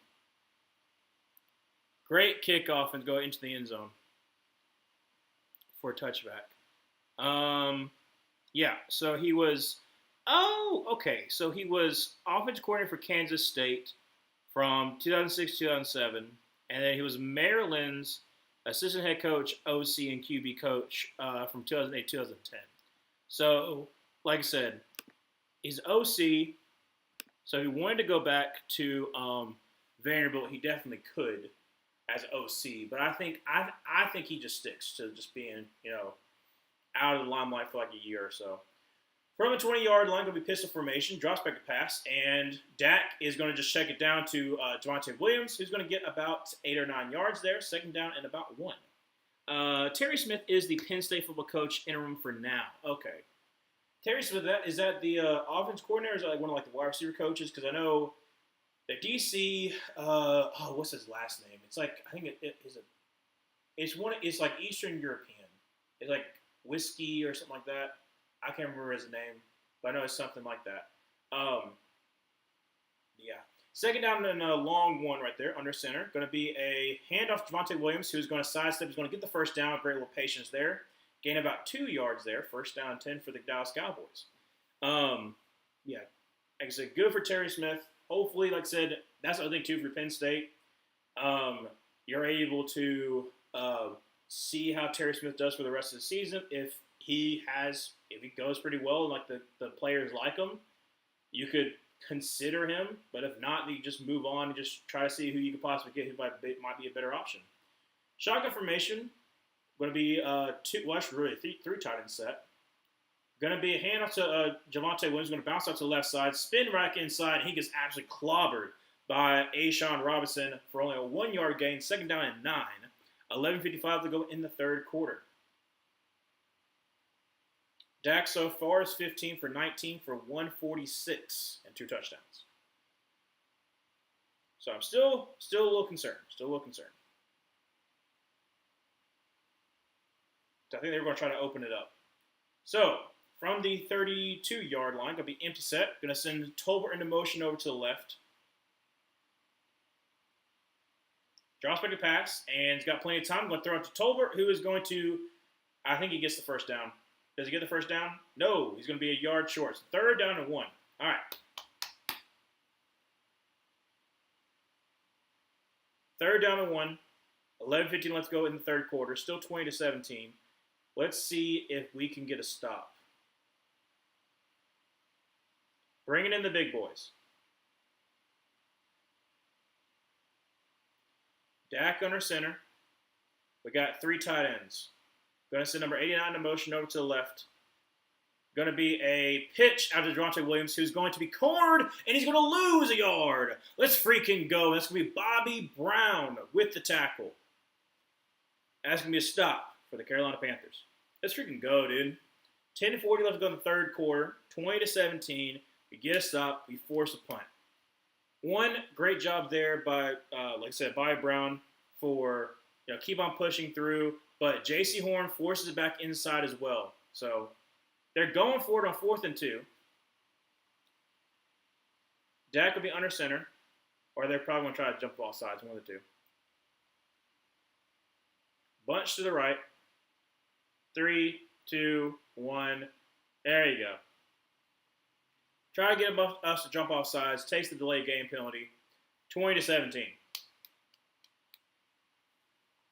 said, love that. Let's freaking go, dude. I'm very happy. I'm very happy. Yeah, I wore this jersey because, like I said, it's not the same color because, like I said, we changed colors a little bit about 2 years ago. So I think this one is 3 years old. Yeah, I think this one is 3 years old. So like it's a little bit off colored, but it's kind of like the same exact style. So the punt is underway, and it should be a decent one. Going to be returned by the 15. Oh, crap. Down about the 13-yard line. It's a good job there by the return team. That's Clark. We had the blockers. If he had just made a miss, then Hunter Renfrow could have had a nice little return. But anyways, it'd be first down 10 about the 13, 14-yard line with the black helmet. So love seeing that. I think it was the big. Really? I give this a big hit, but like, how is that? How is that a? Like I said, he is not. He's not defensive. He's not a defenseless player. He's literally like, he's a gunner. He's running down the field, getting blocked, and then Ransom just decides, okay, let me just take him off. So I don't think that is worthy of being a personal foul. But anyways, it is supposed to be like half a yard. Supposed to be like from the 7, I think. So Panthers from like the 7-yard line. We're up by 3. Let's see if we're able to put a drive together. So far, they've not been able to start our run game, so let's lean on that. Be smart. If we can go up by 10, pretty good. Pretty good. But like I said, trying to temper expectations. Saw how that did for me last night. I'm so sorry. The Georgia Auburn game still is hurting me so much. But let's see how we're doing around the rest of the league. So let's see here. Rams are up 16-3. Good for them. They're pulling away. Seattle's up 20-6 over the Jaguars. Chargers came back. They're up 16-13. Cardinals actually leading. They came back and they're leading the Colts. They were down 14-7. Now they're up 17-14. And the Patriots are leading the Saints. They came back. They're up 22-16. 22. They were at 14. Did they go for 2 point? Did they go for a 2-point conversion? Maybe. I don't know. All right. Well, anyways, so a lot of shake up from the last time we checked in with them. But I'm hoping so far. Besides the Cardinals, the rest of the games are going how I thought they would go. I picked the Panthers to win, but I didn't think we would. But I wanted to pick this just in case. And so far we are. So I'm happy about that. So far, defense doing pretty good. Like I said, one of the touchdowns was like basically when they were at the 12-yard line. So I don't love the fact that we're able that basically we're getting sauced up by George Pickens, but I like the fact that our defense is doing pretty decent outside of that. So 2 times set over to the left side. Going to send Tremaine in motion over to the right. Bryce Young, our center. Going to be a handoff. Rico Dowdle is going to try the middle and go up to the 10 and down to about the 13-yard line. Nice game there. Going to be second down and 5. 9:35 to go in the third. Yeah, I know Terry Smith is on the Penn State coaching side. I was asking Parker if Terry Smith is like is he the OC or is he like position coach? Because normally, like I said, you'll have somebody who takes over. Like for instance, like if Hugh Freeze gets fired like next week for Auburn, then more than likely it'll either be DJ Durkin, the defense coordinator, might be Marcus Davis. They want to do the wide receiver coach, but it kind of depends. So second down and 4, going to be pistol formation with Rico Dowdle behind him. Going to send Xavier Legette in motion over to the right. Going to be a handoff. And it's a great run there by Rico Dowdle. He gets the first down. Sorry about that little lag there, so I couldn't quite tell. But it's a first down for Rico Dowdle, nonetheless. Ooh, excuse me. Sorry about that. After this game, I'm also probably going to go grocery shopping and get some groceries for this upcoming week. So I'm also trying to think of like what I'm going to get. So I might make something for tonight, but I don't know. I might make like a little dip, maybe possibly. So first down 10. Rico Dowdle already has 107 rushing yards and 53 receiving yards from the 22-yard line, and that's going to be offsides. Good Lord, number 93, like that was bad. He literally just like ran right through. So offsides. So it'll be first down and 5 for the Panthers.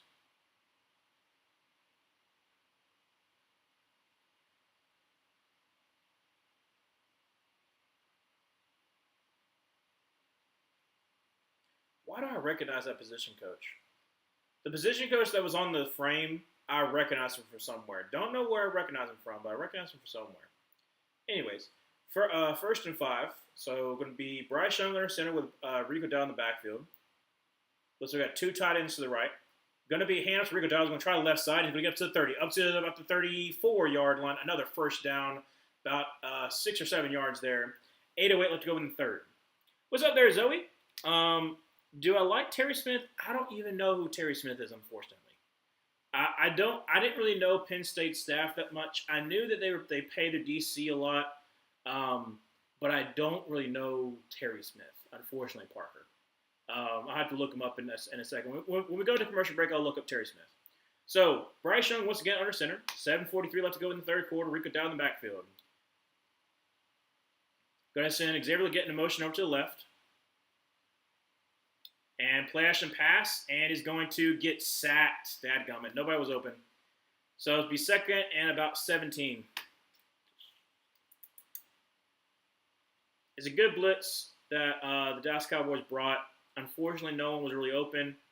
Yeah. Why do we only have 2 options? Hold a second. That's bad play design. Why do you only have 2 options? Like in the passing game. So, it's not second and 15. It's not second and 17, it's second and 15, but I'll take it. Shotgun formation, Rico Dowdle to his right.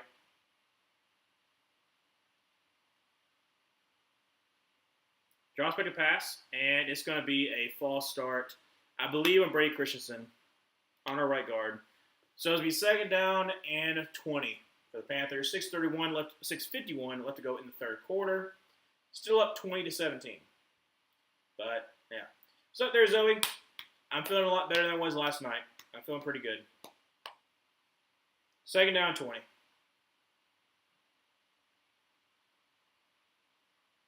Oh, let's call it on Josh Nyman. Oh, okay. So, empty set for Bryce Young. Trips to the left.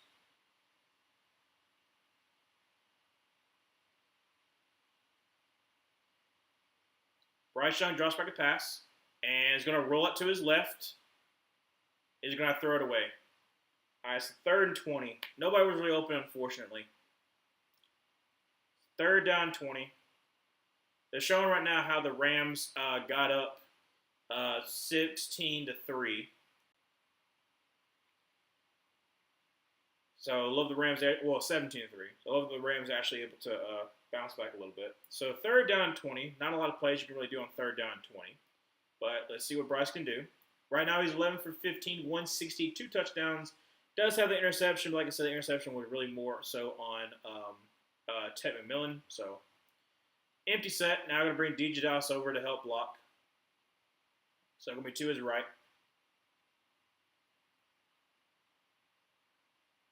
Bryce tries for the pass. And it's going to be throw a screen. That's going to be to Tommy Tremble up to the 30 and up to about the 32-yard line. So, like I said, just get a little more yardage. Punt this ball away is fine. 6:11 left to go in the third quarter. Still up by 3. So don't love the play call that we kind of did. But, you know, you get back some of the yardage. There's not really much you can do on third and 20. I'm more so upset about the fact on that first and 10 play. Like, I might have been wrong, but it looked like there was only 2 receiving options, which, like, you know, why are we doing that? I don't understand. All right, so punt is underway, and it is going to be a pretty decent punt. Oh, he muffed it, and it's going to be up to about the 20, up to about the 25, and down about the 26-yard line. So, it'll be first down to the 26-yard line for Dallas. Oh, we're not going to commercial break. Okay. Zoe, I'm glad the Panthers are being better to you than Auburn was yesterday. Yeah, that was rough. I was talking about it earlier. During the Broncos-Jets game, I was going through the stream to make timestamps. I got to basically the 2-minute warning of the first half. So I'll probably finish that up after this game and just make the timestamps for it. Kind of show my descent into madness of being an Auburn fan, where I basically foreshadowed everything that was going to happen, which is crazy to think about that. I literally foreshadowed everything that was going to happen. And then to see like the steady drop in my confidence. What's up there, Dobie. Sorry about that. All right. Are you going to come up, Terry? Oh yeah. Let me check and see about Terry Smith because I'm not really familiar with him. So Terry Smith.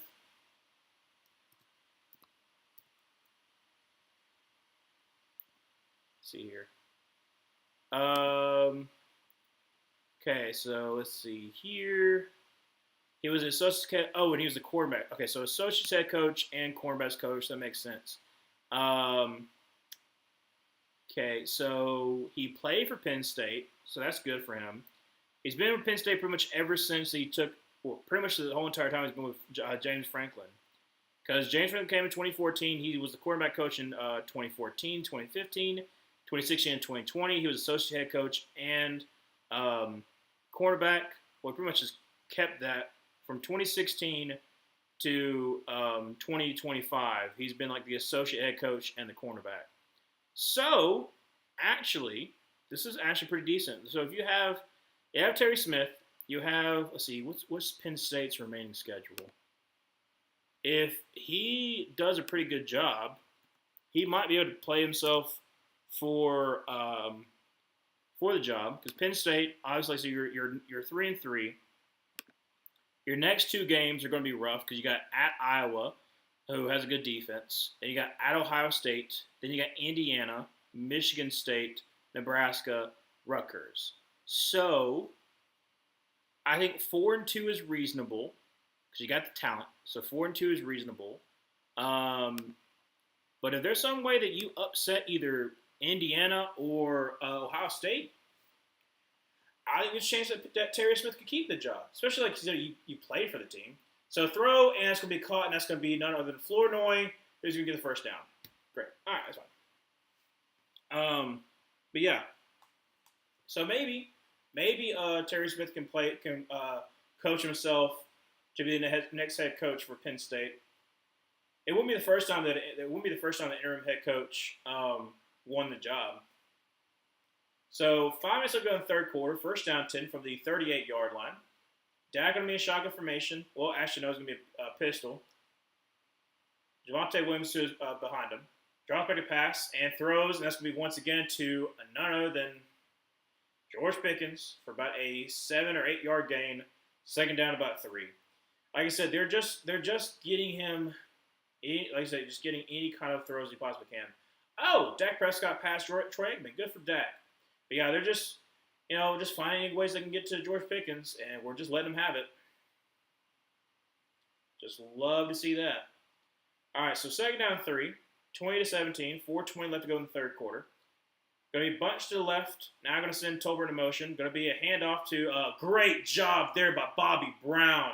That's going to be a loss of about 2 yards there. Make that 3rd down and 5. Bro, I love our run defense right now. Our run defense going from like the worst in NFL history. Let me repeat. The worst in NFL history. Okay? History. To actually being able to limit somewhat of a run game, it's a miracle. 3rd down and 5. From the 43-yard line, Dak Prescott in shotgun formation. Javonte Williams to his right. Got to hurry up. Play clock at 3, 2, 1. Drop back a pass. We're getting some pressure. And as he's hit, he throws, and it's going to be great job there. No freaking way. No. How? How is that a pass interference? How?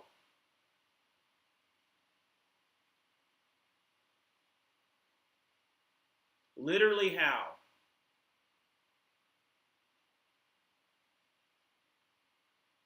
How? How? Like Darren Bates is frustrated because like how do you call that a pass interference? How? That's what I want to know.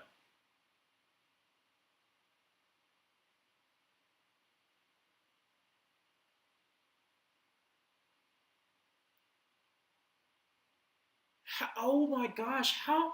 How? How? How? How? He didn't.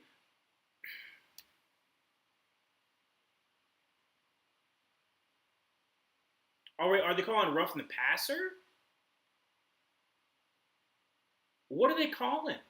Are they calling roughing the passer? Or are they calling? Regardless, neither one of them should have been called. Oh my gosh, bad at the line. Thankfully, is second down and 10. Oh my gosh, it ticks me off. 3:25 to go in the third quarter, second down 10. Let me read some of these messages. I'm sorry. That just. Y'all saw James Franklin got fired? Yep. Didn't think they had the gall to do it. I didn't think they'd have the gall to do it earlier.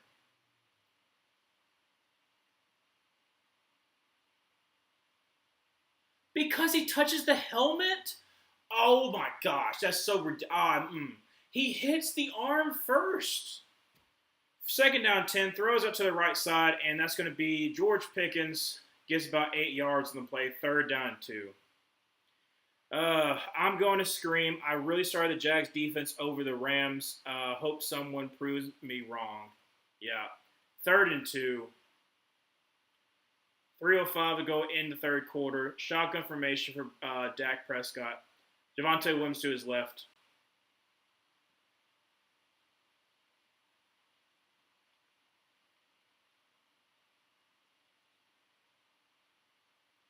Gotta hurry up. Play clock at 8, 7, 6, 5.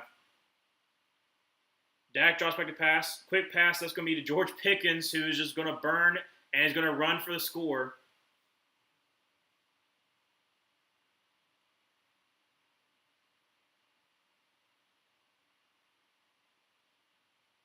(23-20) extra point makes it a 4-point game. I mean, Mike Jackson is getting absolutely cooked. Just cooked. Just cooked. Just cooked. It's bad angles, but it's also just like it's 3rd and 2. Why are we not playing more press? Why are we not playing more press? It's 3rd and 2.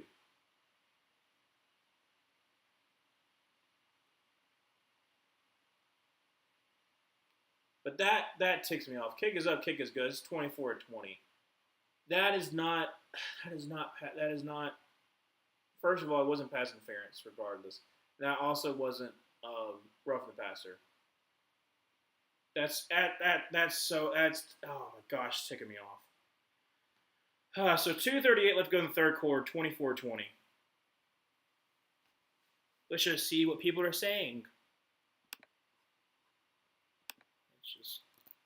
You know what? I'm gonna look at what Panthers saying first, and then I'm gonna say what Cowboys are saying, because maybe I might be wrong. Maybe I might be wrong.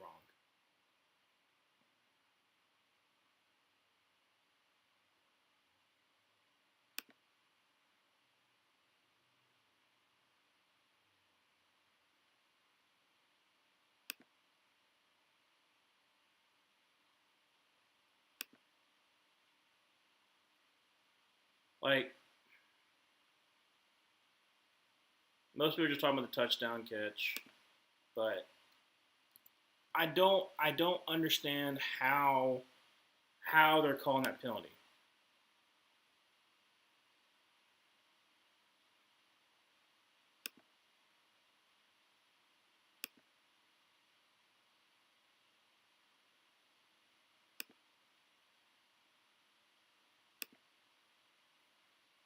I don't know.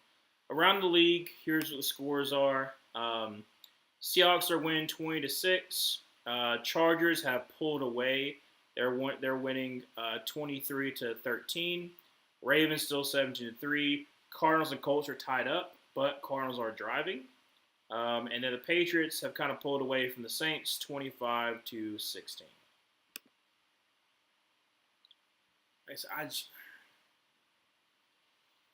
Because it was 3rd and 15. It was like 3rd and 15 or something like that.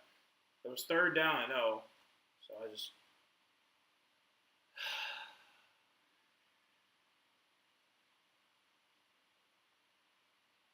Like I said, our offense is still going to move the ball, so I'm happy about that. But like, I don't know what you do. Because like literally, it's he hits him in the arm, and then his hand touches the helmet. So I don't know how you call that a roughing the passer. Like he's literally just finishing through. He's finishing through with like the his arm coming down. I don't. Baron Aubrey kicks it off, and it's going to be for a touchback.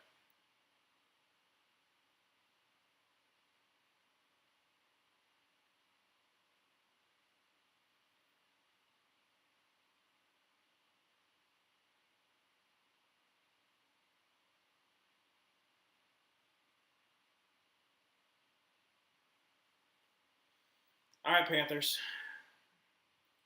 Your time to respond. So we first down 10, 2:38 left to go in the third. Down 24-20. So got plenty of time. Bryce Young going to be under center with Rico Dowdle in the backfield.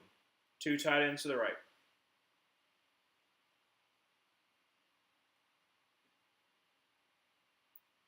Going to be a handoff to Rico Dowdle. He's going to try the middle, go up to the 40, and down about the 43-yard line for about a 7 to 8 yard gain. Second down and 2. Dude, it's just. Also, Manuel, did you ask me if you should start the Rams or the Jaguars last week? I couldn't remember if you asked. I know you asked me last week. I don't know if you asked me this week. So, second down and 3. So, 7-yard game. And what? Wait, why did we call a timeout? Apparently, we call a timeout. I don't know what. 2 minutes 3 seconds to go in the third quarter. I don't know why do we call a timeout? I don't. Come on, guys. Don't do this to me again. Don't do this to me again. Just be able to move the ball and we'll be fine. Just move the ball and we'll be fine.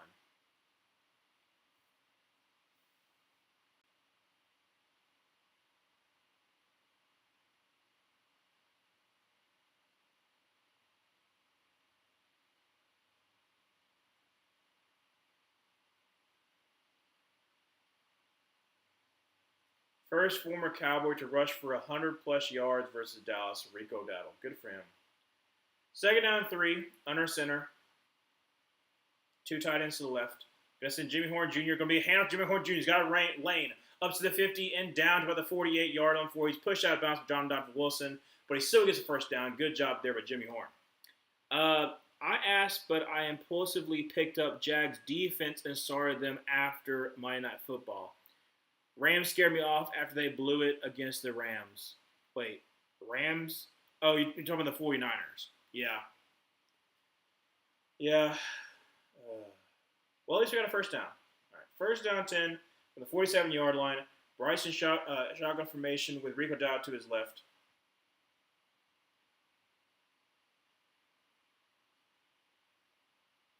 Going to be a handoff to Rico Dowdle, who's going to get up to about the 40-yard line. So nice gain there, about 7 yards. Second down and 3. 1:13 left to go in the third. Down by 4, but we are driving.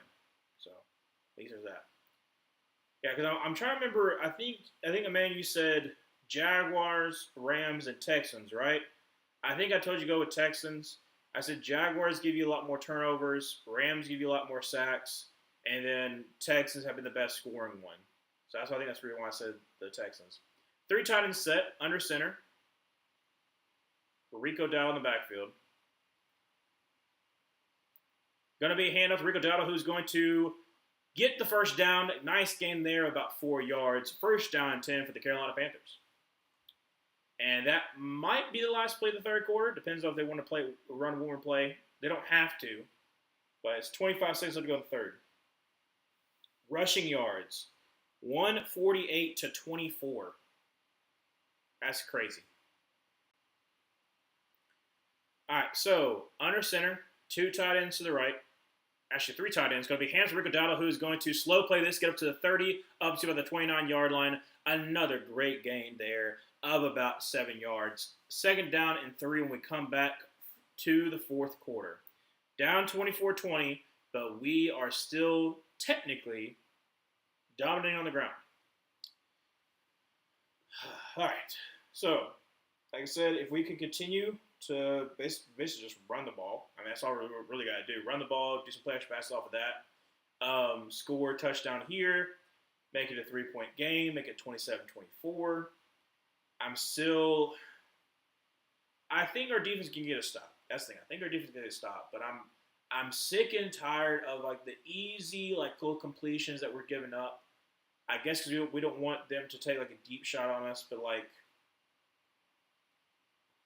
when you're just letting them to go easy pickings on us, George Pickens has been picking us apart.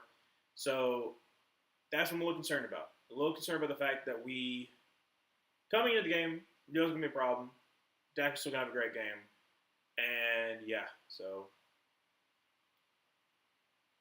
I don't know why we keep on trying to have Mike Jackson on Pickens. Like, find some way, and I understand that like sometimes schematically like you can't. So I'm not trying to say like like it can happen every single time. But for the most part, try to put J.C. Horn on George Pickens because like that's really the only wide receiver that's really causing us problems. Like Florida always gets some, but it's mainly George Pickens. So just find it some way in your heart to just put J.C. Horn on him at all times. Whatever you gotta do, whatever you gotta do. Because I'm sick and tired of seeing Mike Jackson get absolutely just cooked. So far, Mike Jackson has given up over 100 yards receiving. And it's not even in the fourth quarter yet. So, that's what I'm saying. Like I said, he gave that 30-yard touchdown.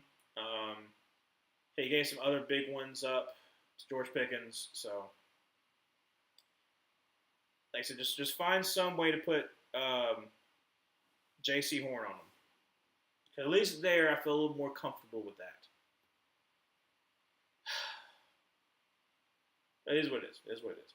So, we're only down by 3. Well, no, down by 4. We're driving the ball. Like I said, I see us continue to run the ball because, like I said, that's supposed to be working. Don't do anything stupid. And then hopefully we can get a stop on defense. Like, I legit believe we can get a stop on defense that we will win this game. Why? Because we haven't really been stopped on offense. We're able to run the ball. And I feel like we'll continue to be able to do that. So it'll be first down 10 from the not 20, first down 10, sorry. Second down 3 from the 29-yard line. Bryce Young under center. Going to send Leggett into motion over to the right. Going to be a handoff to Rico Dowdle. He's going to try left side. He's got blockers out in front up to the 25, up to the 20, and down to about the 14-yard line for another Carolina Panther. First down. See, that's what I'm saying. We can run the ball. We are devastating them on the ground. Devastating them on the ground. So just continue to do that. Just continue to do that. Also, great job there by Kwanu. Works himself up to the linebacker. So first and 10 from about the 14-yard line. Bryce Young once again under center. Going to be handed to Rico Dowdle, who's going to get to about the 10, down to about the 9, a 5-yard gain, second down and 5. Like I said, just keep on running dive. It's literally working. Just get Rico Dowdle his rushing touchdown. He's got a receiving, give him a rushing.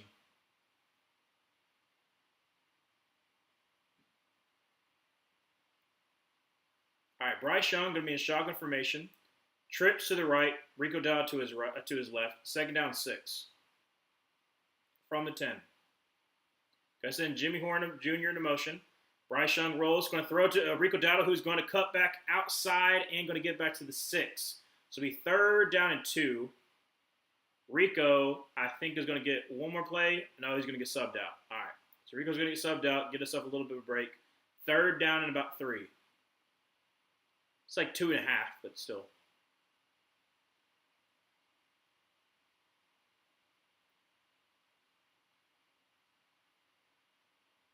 $13-15 left to go in the fourth. Bryce Young under center. Trevor Etienne in the backfield. 2 tight ends to the right. You also have an extra offensive lineman over to the right. And a timeout is called by the Cowboys. They didn't have the right personnel, so that makes sense. So 13:04 left to go in the fourth. Like I said, we had overload to the right. We had another offensive lineman, and we also had 2 tight ends to the right. So they did not have the right personnel for that at all. So it'll be 3rd down and 3 from about the 6-yard line. Talking about the Mariners versus Blue Jays tonight. That should be interesting. Someone's going to break a long streak.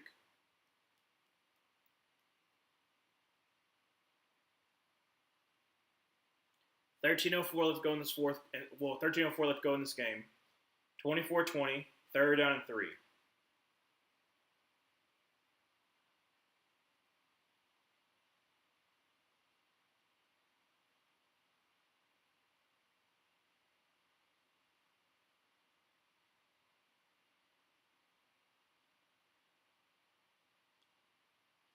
We got 3 wide receivers in here, so I guess we're trying to spread them out a little bit. Bryce Young going to be in shotgun formation with Trevor Etienne to his right.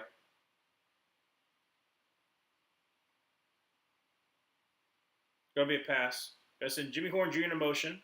Going to be actually a keeper. Trevor Etienne gets it in down to about the 1 or 2 yard line. Great job there. Thought it was going to be a pass.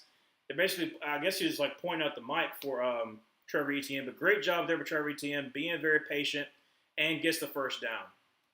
So they're going to sub back in Rico Dowdle, try to give him that rushing touchdown. But great job there for Trevor Etienne. Sidestep, sets up the block, and the rookie comes through. So from the 2 yard line, under center, Rico Dowdle in the backfield.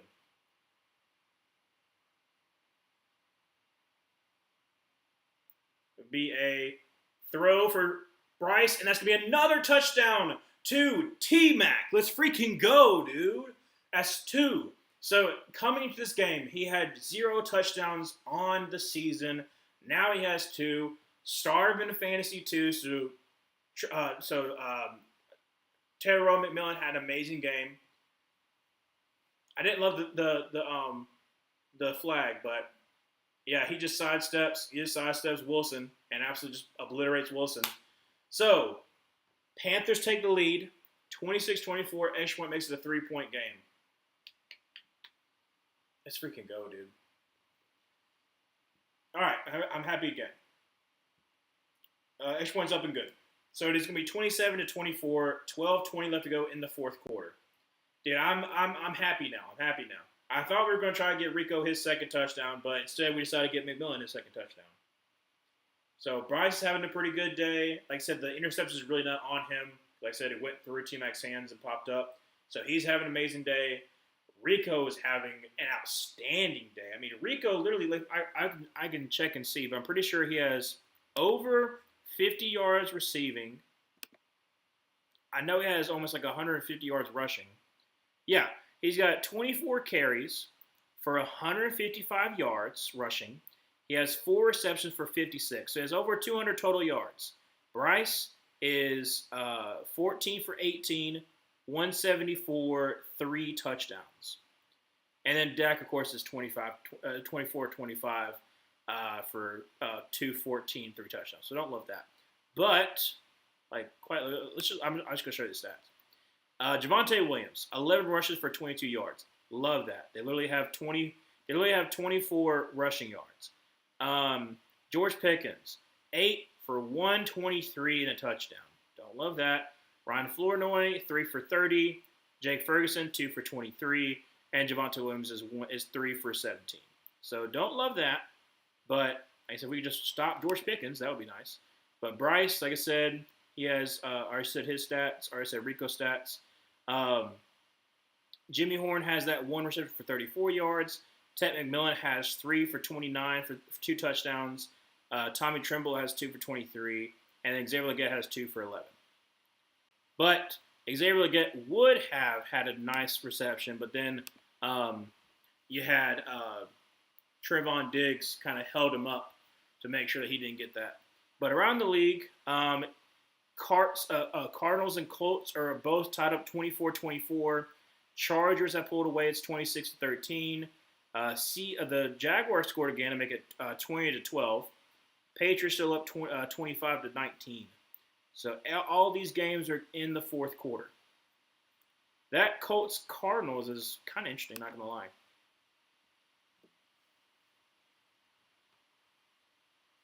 I think I picked the Colts to win too. But if the Cardinals win, that'd be amazing for us because it make us look better. If the Panthers look better, um, that would help Jonathan Gannon because like he's gotten a little bit under fire because of the Titans game. So if you beat the Colts, then you get a little more favor. Um, and then the Colts are in a situation where like if the Jaguars lose and you lose, you don't capitalize on their loss. So going to be returned and a nice little bounce up to the 10, up to the 15, up to the 20, and up to the 25. And, oh, for a second I thought there was a fumble. So up to about the 29-yard line is where Dallas is going to start. All right, defense.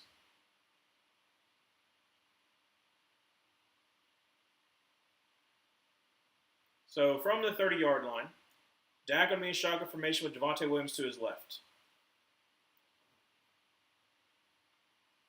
Got tied end to his left as well.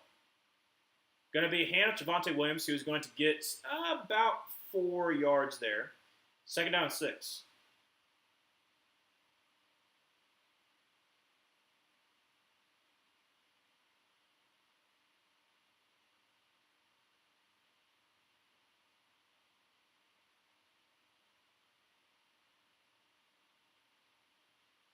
11:50 left to go in the fourth quarter. Second down and 5 from about the 34.5-yard line. Shotgun formation with Javonte Williams to his left.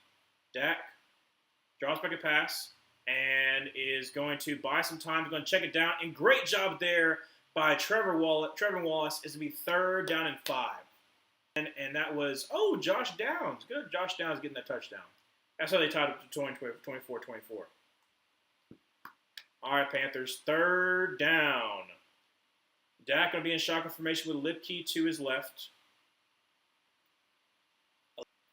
Dak going to send Flournoy into motion, drops back a pass, and is going to get some kind of pressure. Throws, and that's going to be caught by George Pickens again. By Mike Jackson, he's running away. 40, 35, 30, and yeah. It's on Mike Jackson. It's literally on Mike Jackson again. I'm sick and tired of why are we still putting Mike Jackson up? Like I don't get it. I don't get it. Bears or commies? Who wins? I'm probably putting on the commies. And then Titans versus Raiders. Who knows, honestly. Let's just put it on the Titans. Let's say the Titans get a win. But I have no idea. So from the 20-yard line, going to be a handoff to Javonte Williams, who is going to get about 2. And it's going to be second down and 8.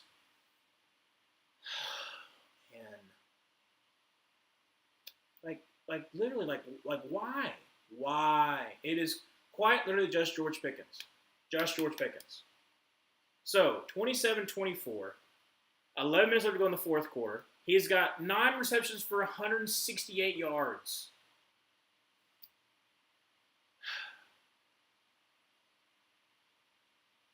Put J.C. Horn on him, please. I'm begging you. Whenever he's out there. He's not out there right now. From the 18-yard line, second down 8. Play clock at 3, 2, 1. Dak can snap off, rolls out to his right, and is going to throw. Almost a touchdown. Almost a touchdown to Luke Shoemaker. And it says to be third down and 8. Panthers, please get a stop. It is third and 8. It is third and 8. Please get a stop. Please. It's home to a field goal. It's a tied game, but I'll take it. 10:32 left to go in the fourth quarter. Third and 8. Dak Prescott is 21 for 28 for 259 and 3 touchdowns.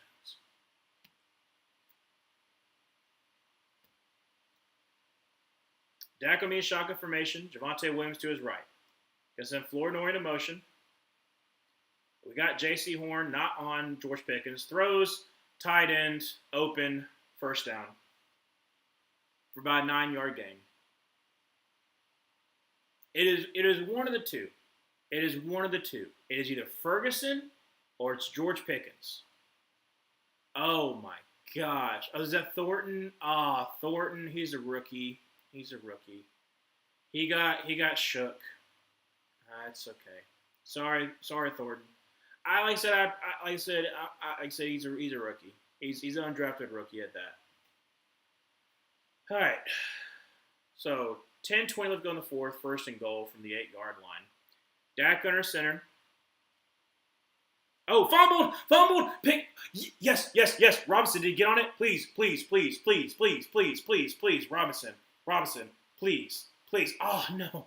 Oh, Dak got back on it. Dadgummit. That could have been it. That could have been it. Fumbled the ball. Yep. Dadgummit, man. That was so close. All right, second and goal. 9:40 left to go in the fourth. From the 9-yard line, Dak and me shotgun formation. 2 tight ends to the left. Running back to his left. Drops back to pass. Gets some pressure. Throws a floater, and it's going to be incomplete. Try to get to George Pickens. Third and goal. I swear, if it had gone and it had been a touchdown, and we had Mike Jackson on George Pickens, and it would have been another touchdown, I would have been pissed. Because why? Why are we still putting Mike Jackson on George Pickens? Like, we're still doing it. Well, right now it's Charles Smith-Wade for some odd reason. Shotgun formation, drops back to pass, has got some time, throws those back foot, and it's going to be incomplete. Great job there by Trevor Wallace. And his fourth and goal, they have to kick a field goal. All right. Thank you. 9:23 left to go in the fourth quarter. Still 27-24. Bro, dude, I don't get it.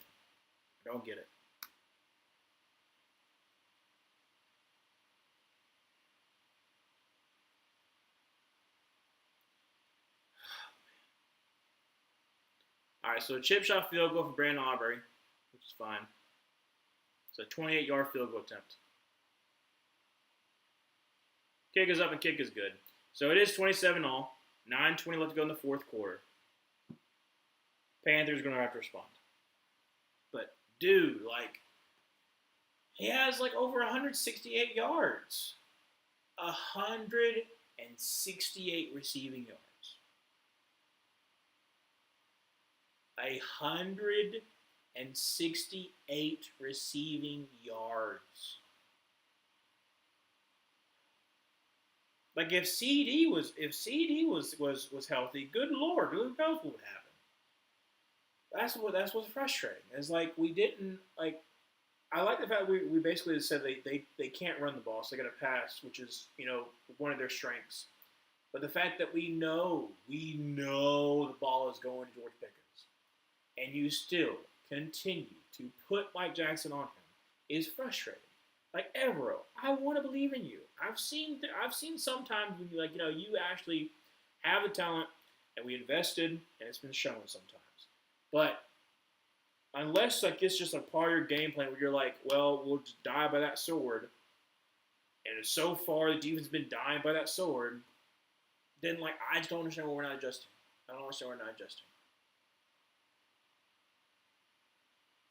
You're having J.C. Horn on Tolbert. Tolbert has one catch. So I don't know. I understand. I'm fine though. I'm fine. So it's a tie game. We're moving the ball. It's fine. But it's show some kind of adjustment. All right. Great fantasy week for me in the Yahoo League.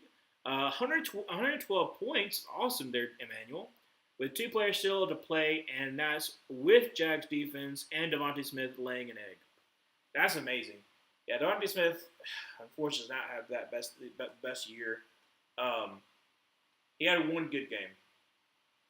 Part of that is just I get that there is a lot of frustration with the Eagles right now. Part of that is with the offensive coordinator. Part of that is with just the way that they've executed, because some of it is execution, but some of it is play calling, for real play calling. So I don't know. I don't know. I thought that the Eagles have a good year. I think they still will. Like I said, it's still early this season, but I think that 12-5 that I predicted might be a little high. Maybe might be 11-6. They can still go 12-5. They're talented enough to go 12-5. But yeah. All right, so kickoff's underway, and is going to be a line drive kick, return to the 10, up to the 15, up to the 20, and ETN, what are you doing, bud? Down to about the 19-yard line. Don't love that. But Rico Dowdle, come back on the field, has over 211 total yards and a touchdown. Like I said, let's just don't be dumb. Let's just don't be dumb.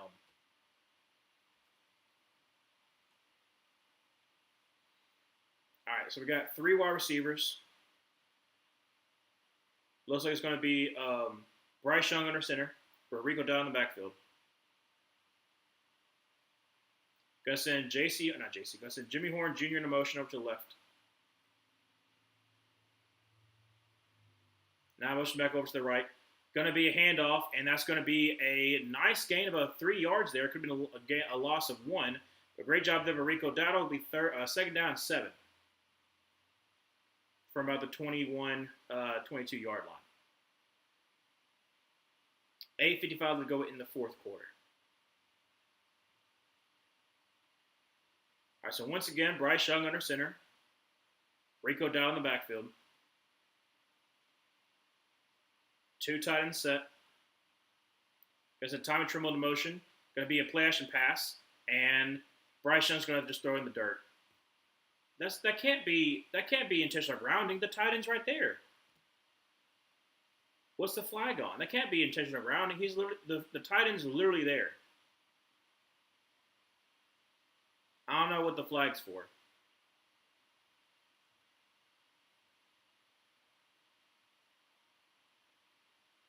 Is it a holding? That's the only way I can think of it. Oh, legal formation on offense. Oh, okay. All right, so it's third down. Third down, 7. 8:36 will go in the fourth quarter.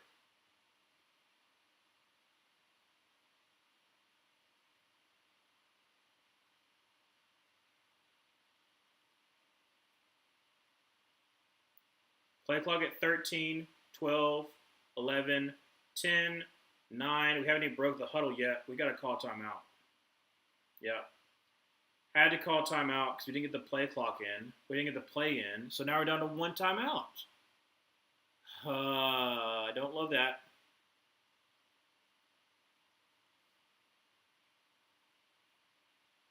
I mean, it's crucial. It's a crucial third down right here. It's third down 7. You got 8:36 left to go in the fourth. Tied up. And especially only having 1 timeout, it's huge.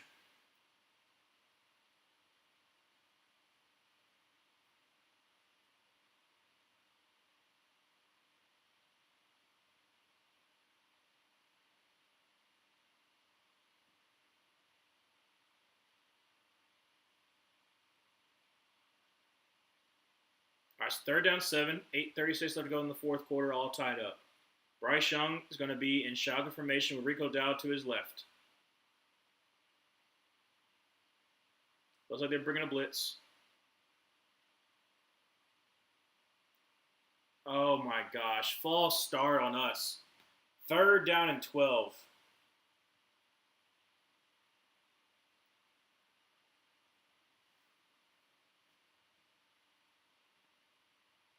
Rico Dowdle gets called for the false start.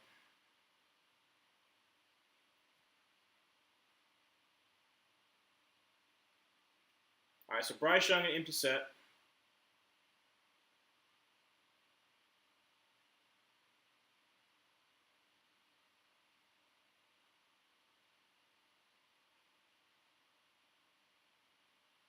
Drops back to pass. He's got time. Throws, and it's going to be overthrown. There was pressure. There was pressure. So 4th and 12, got to punt this ball away. You got to hope for a stop by our defense. 8:31 left to go in the fourth. I said Bryce basically got pressure while he was throwing, so he had to throw off his back foot.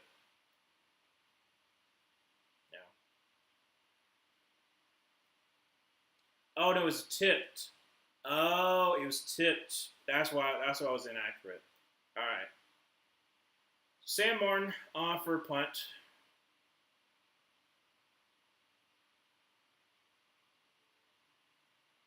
Oh, that was so close to being blocked. Oh my gosh.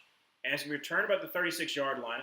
And size of the defender and gets up to the 45 before he is taken down. So it's first down 10 with the 45-yard line. 8:18 left to go in the fourth. Don't love that. Like I said, Brandon Aubrey is pretty automatic from into where he's at.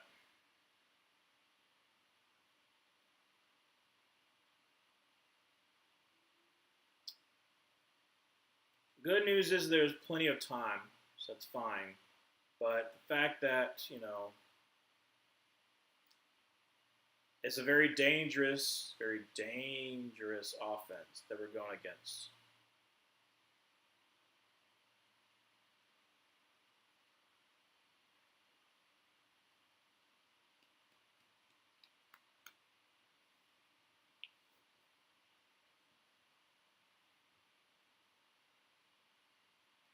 The good news is, even though they have one timeout, I don't think that the Cowboys are going to go on like a time draining play. Like I don't think at the 45-yard line of their 45-yard line.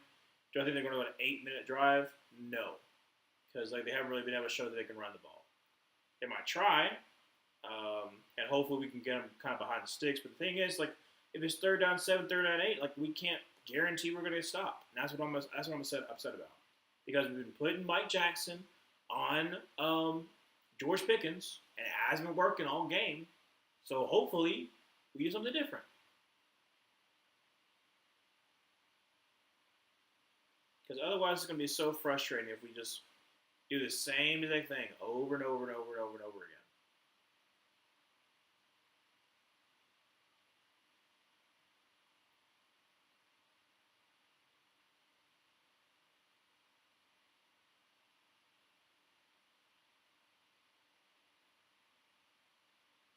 So I'm trying to be optimistic that we can be able to get a stop, but I don't believe we can. Yes, that's what I'm thinking. A turnover would be lovely. Turnover would be lovely. All right.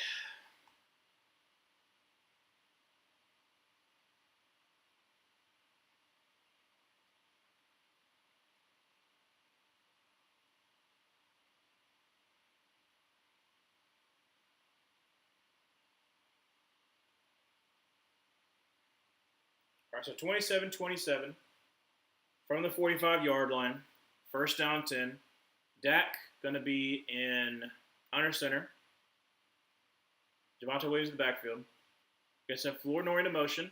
Going to be a play action pass, and it's going to be a screen, and he's going to lose a whole lot of yards. Trayvon Merring all the way back to about the 40-yard line. It's going to be second down and about 15. Let's freaking go, dude. Okay, good.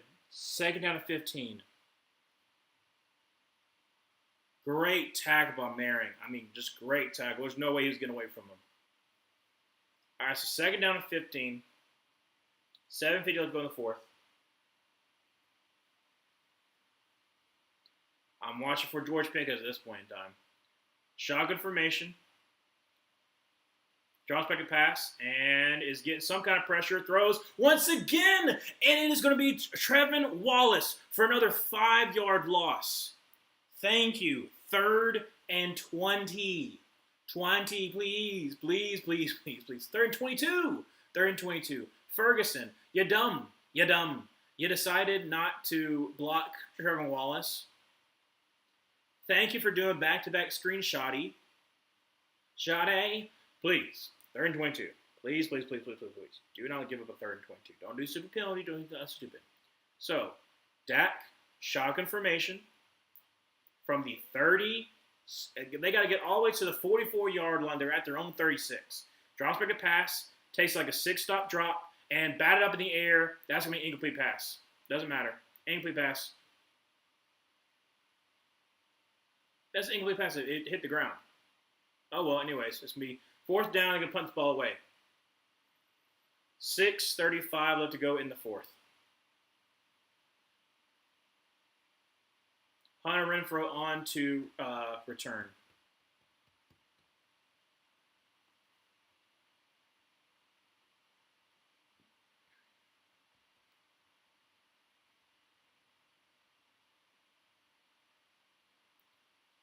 Punt is away and almost blocked. Going to be fair caught about the 14-yard line by Hunter Renfrow. So 6:07 to go in the fourth. From the 14 is where we will start. 1 timeout for us, 2 timeouts for the Cowboys.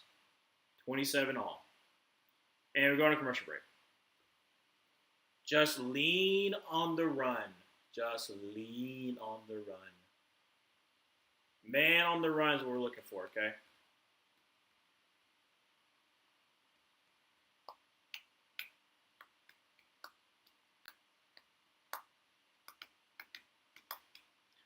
All right.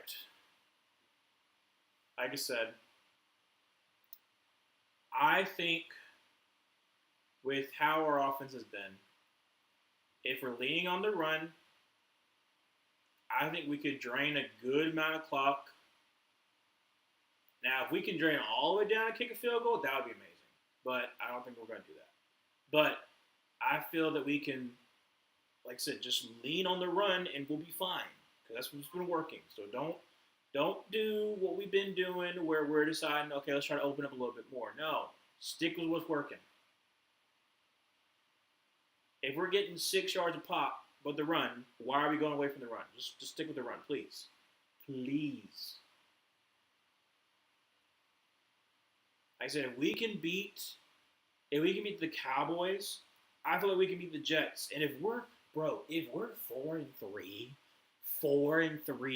I know I said 3-4 but that's what the expectation was. But if we're 4-3 by week 7, even though we got to go against the Packers and the Bills, probably lose both those games. But if we're 4-3, we end up being 4-5 at that point in time. Like, we're still within the potential of a division. Like, that's what I'm saying. Like, I just want all I want is for there to be, like, a chance. Oh, okay. On him, but gonna send Xavier Legette in motion over to the left. Going to be handoff Rico Dowdle, who's going to get to the 15 and down to about the 16-yard line. So again, about 2 yards there, second down 8. Please know I cannot handle another good NFC South team. One is already many for the Falcons. That run that the NFC South had, where we had consistently, a division winner and like a wild card team, and it was kind of competitive. It's been a while since that's been the case. We've been the laughing stock. So, second down 8, empty set for Bryce Young. Draws back a pass, and he's got time. Throws, and incomplete. Nobody was really open. So that's fine. Third down 8, 5:26 left to go in the fourth. That's fine. Third down 8, 5:26 left to go in the fourth.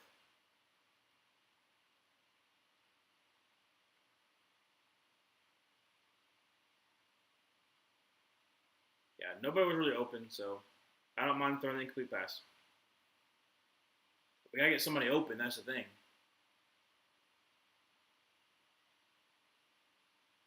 5:26 to go in the fourth quarter. 27 all. Shotgun formation. Trips to the left. Running back to his right. Dallas is looking like they're going to try to blitz. They do. Bryce throws, and it's going to be incomplete. How is that not pass interference? Yes, okay, they called it. Good. About to say, you're going to also technically they hit the quarterback in the head. If you want to, that still ticked me off. They called that a Roseman before, but still, so it's pass interference on Elam. It's going to be first down 10 for the Panthers. But the fact remains that technically Bryce got hit in the head when he was about to throw the ball. So how's that not for the roughing the passer? Emmanuel, day by day, I'm starting to think Andrew, the Commies Wizards fan guy on YouTube, was right about the Bucks being the number 1 seed in the NFC, and I'm ready to panic. I'll be panicking if the Bucks are the number 1 seed. I can't stand if the Bucks continue to win by 1 possession games. If they're the Chiefs of last year, that's going to tick me off. All right, so Rico Dowdle, look at there. First undrafted player since 1970 with back-to-back 200-plus scrimmage yards game. That's amazing, Rico Dowdle. We have almost 200 rushing yards. So from the 36-yard line to that 7-yard gain, Bryce Young in shotgun formation, going to send Jimmy Horn Jr. in motion. Going to be a toss out to him. He's going to get close to the first down. It's be about third down and 1. So 3rd and 1, 4:35. Let's go in the fourth quarter. And that's not because I haven't watched Falcons football in 2 weeks. I'm completely fine with that. Oh, you're talking about Manuel, yeah.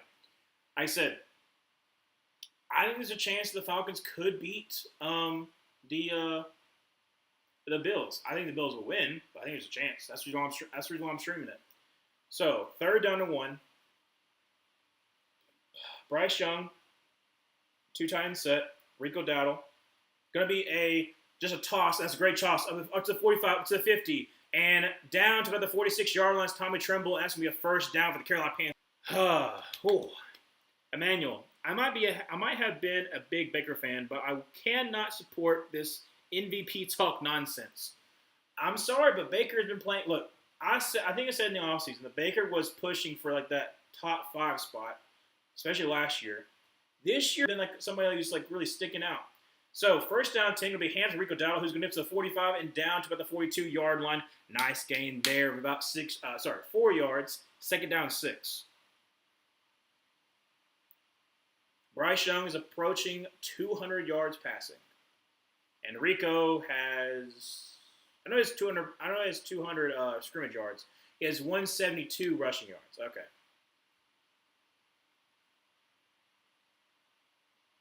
He's 28 yards from back-to-back two. If he gets back-to-back 200 yards rushing games, that'd be amazing. Shotgun formation, Rico Dowdle to his left. 3:20 left to go in the fourth. And going to be another handoff to Rico Dowdle up to about the 40-yard line. And pushing forward up to basically about the 40-yard line. So it's going to be about 3rd down and about 3 or 4. Hello there, Daniel. Like I said, it's been a happy day so far. Like I said, so far. So 3 minutes left to go in the fourth. 3rd down and 3. Come on. Get this first down. Get this first down so we can continue to just run this clock down.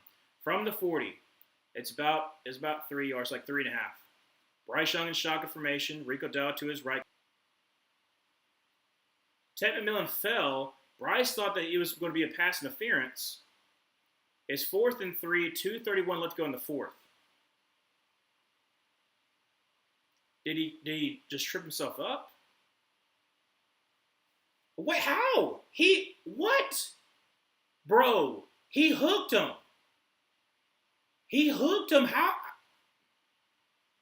How do you not call that a pass interference? He literally hooked him and dragged him down. Buddy. 4th and drops back a pass, throws, and the caught, and it is Hunter Renfrow for the first down out of 32. How? Tell me, how do you not call pass interference on that Trayvon Diggs? But great, amazing throw by Bryce Young. Great catch by Hunter Renfrow. 2, I'm not being screwed by the refs in back-to-back days. I'm not saying that the Auburn game was totally screwed by the refs, but there were a lot of bad calls in that game. We definitely lost that game. Not to talk about that. I literally talked about that during the stream last night. But if we had not gotten that 4th down, and we would have gotten a first down because that should have been a pass interference call, I would have been upset. I've been very upset. 2 timeouts. So I feel like we're probably just going to run the ball with Rico. Like I said, make them use their 2 timeouts. If we're able to get another first down, amazing. If we can get another first down, because then we can drain the clock all the way down and basically make it a chip shot field goal for Ryan Fitzgerald. But I don't know. But I'm very happy right now. I'm frustrated but happy. I don't love the fact that Mike Jackson kept on getting absolutely obliterated by George Pickens. I figured that Dak would have a good day, but not just against one dude.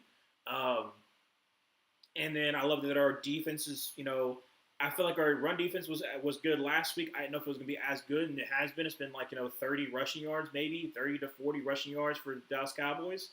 Obviously, I know they're getting it through the air, but still, we're running the ball against them, which I thought we could do because their run defense is abysmal. Bryce playing a pretty good day. Like I said, hasn't picked, but it's not really on him. It's more so they went right through Ted McMillan's hands and popped up, and they got picked. So, like I said, he's playing a pretty good game. So like I said, I'm trying to be optimistic. I'm trying to be happy because if we win, this is another step in the right direction of making it potentially to the playoffs. Plus, we'll give every single fan base the right to be able to clown on the Cowboys. And honestly, doesn't everyone want to do that? Unless you're a Cowboys fan. But doesn't everyone want to do that?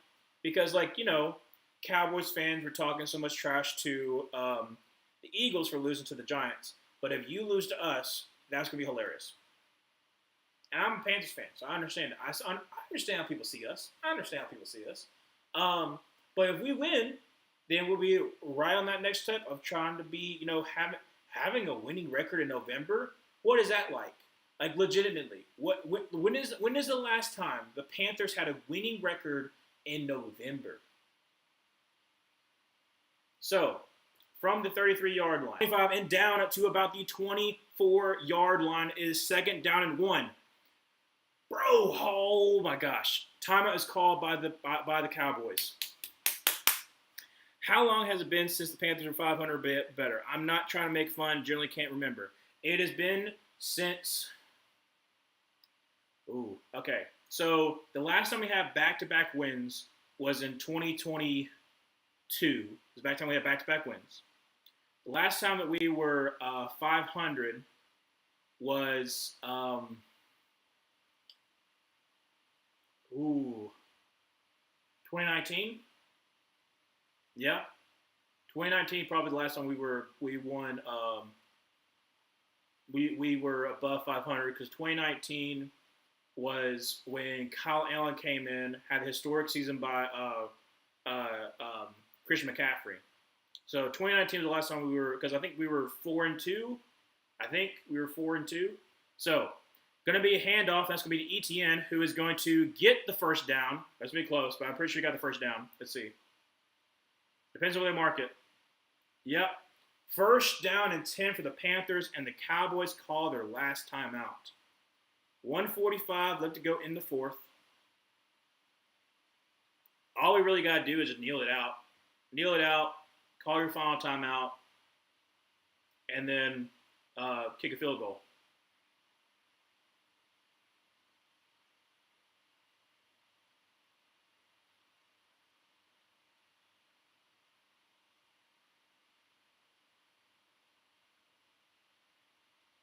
Like, just kneel it out. I don't know why we try to run a play. Don't run a play. That's how we cause a fumble. I know we get close, but we're already at the 23-yard line. Bryce Young under center. You got 3 tight ends to the left. Going to be hand up to ETN, who is going to slide very nicely. Good, because the Cowboys were trying to let you score. So we got another 11 yards to make it easy. Clock continues to run down.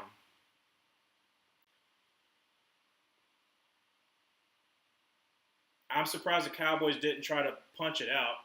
I say ETN has a fumbling problem, so I'm glad they didn't punch it out, but they could have. They had the shot, so I don't know why. Zoe, I have a new coworker who's from Missouri, who's both the Chiefs and Broncos fan. Interesting. Chiefs and Broncos. All right, kneel down. 1 minute left to go in the fourth quarter. All we just do is some kneel downs and then call timeout with about 2 seconds left. That's interesting. But you said you said a Chiefs and Broncos fan. Okay, Zoe, is it because maybe their parents are both? Because that could make sense. You always have especially you might have the license plate house divided. We have those a lot around where I'm at. If you have an Alabama fan and a Auburn fan or something like that. Bryce Young kneels down once again. So we're going to call timeout with about 2 seconds left to try to make the Cowboys 2-3-1, make us be 3-3. Manuel, that's blasphemy, Zoe. Being a fan of two division rivals is something foul. Like I said, it makes sense if it is if it's your mom and your dad or something like that, or like your two parents, maybe your grandparents. Maybe it could be like your grandparents are like a Chiefs fan because they're from Missouri, and maybe your parents became like a Broncos fan or something like that. You never know. So 3 seconds remain. Is tied at 27-27. Ryan Fitzgerald, rookie, out of Florida State, undrafted, has the opportunity to make us 3-0 at home, 3-3 on the season. It's come down to this. Zoe, as far as I know their parents are both Chiefs fans. The kick is right down the middle, and the Panthers win 30-27. They move on to be 3-3. They are 1-0 in the division. And on Monday Night Football, the the Buccaneers face off. If the Broncos, not Broncos, I keep messing this up. Sorry, I'm trying to trying to say something. If the Buccaneers lose, they have 2 losses on the season. We'll only have 3. We have the Jets next week, and the Bucs have, I believe, the Lions next week. There's a chance we could be tied. I'm so happy right now. I'm so happy right now, dude. They moved on to the Colts game. The Colts pulled away 31-27. They're just kneeling the game out. So Colts are going to win. Oh man, I'm gonna switch it to Red Zone. Like I said, I'm doing it through Stream East right now. So I have not been this happy in quite some time for the Panthers' sake. It has been since for instance, we have not had. Let me refresh this. Since I started this channel, this is the 3rd year I've started this channel, we have not won back-to-back games. So, for the first time in this channel's history, we have seen the Panthers win back-to-back games. We have seen the Panthers become 500 for the first time since 2019. And we have a win against the Cowboys for the first time since probably, because right now I didn't mean to do that. Right now the Panthers are we were 7-1 against the Cowboys at home, and if my memory served me correct, I think I don't know if that's including playoffs. If that's including playoffs, then we have 2 wins against them in the playoffs. Because we won in 2003 and also 1996. So, maybe. But the fact that we have won back-to-back games is crazy. And that's what's so sad. But it's been forever. It's been forever since we've been able to do it. Oh, man. Let's see here. Thank you, Manuel. Never thought I'd say this again, but please, Niners win. If Bucks win, I will crash out. Yes. Niners, please win. Oh, wait, no, that's what's coming up. I thought it was on Monday. No, it's coming up. That's right. Congrats, Ryan. Thank you so much. Glad you're happy. Don't like this for the Falcons, though. Thank you so much, Dobie. All my 1 p.m. pulled away. I think the Patriots pulled away as well. I picked the Panthers. And what's the other one? Oh, the Steelers. I think the Steelers finished off the Browns, too. They were blowing them out. Yeah, Seattle's attempting a 27-yard field. Wait. Did the Jaguars go off sides? Down, and they just kneel at the clock. All right, well. Right now it's 2:40 left to go in the 4th quarter for the Patriots. And amazingly, it is none other than Butte who got the first down, and that's the reason why Patriots won. Good. All right, so yeah, so all my 1 p.m. also won as well. Dude, I'm so happy, dude. I'm just...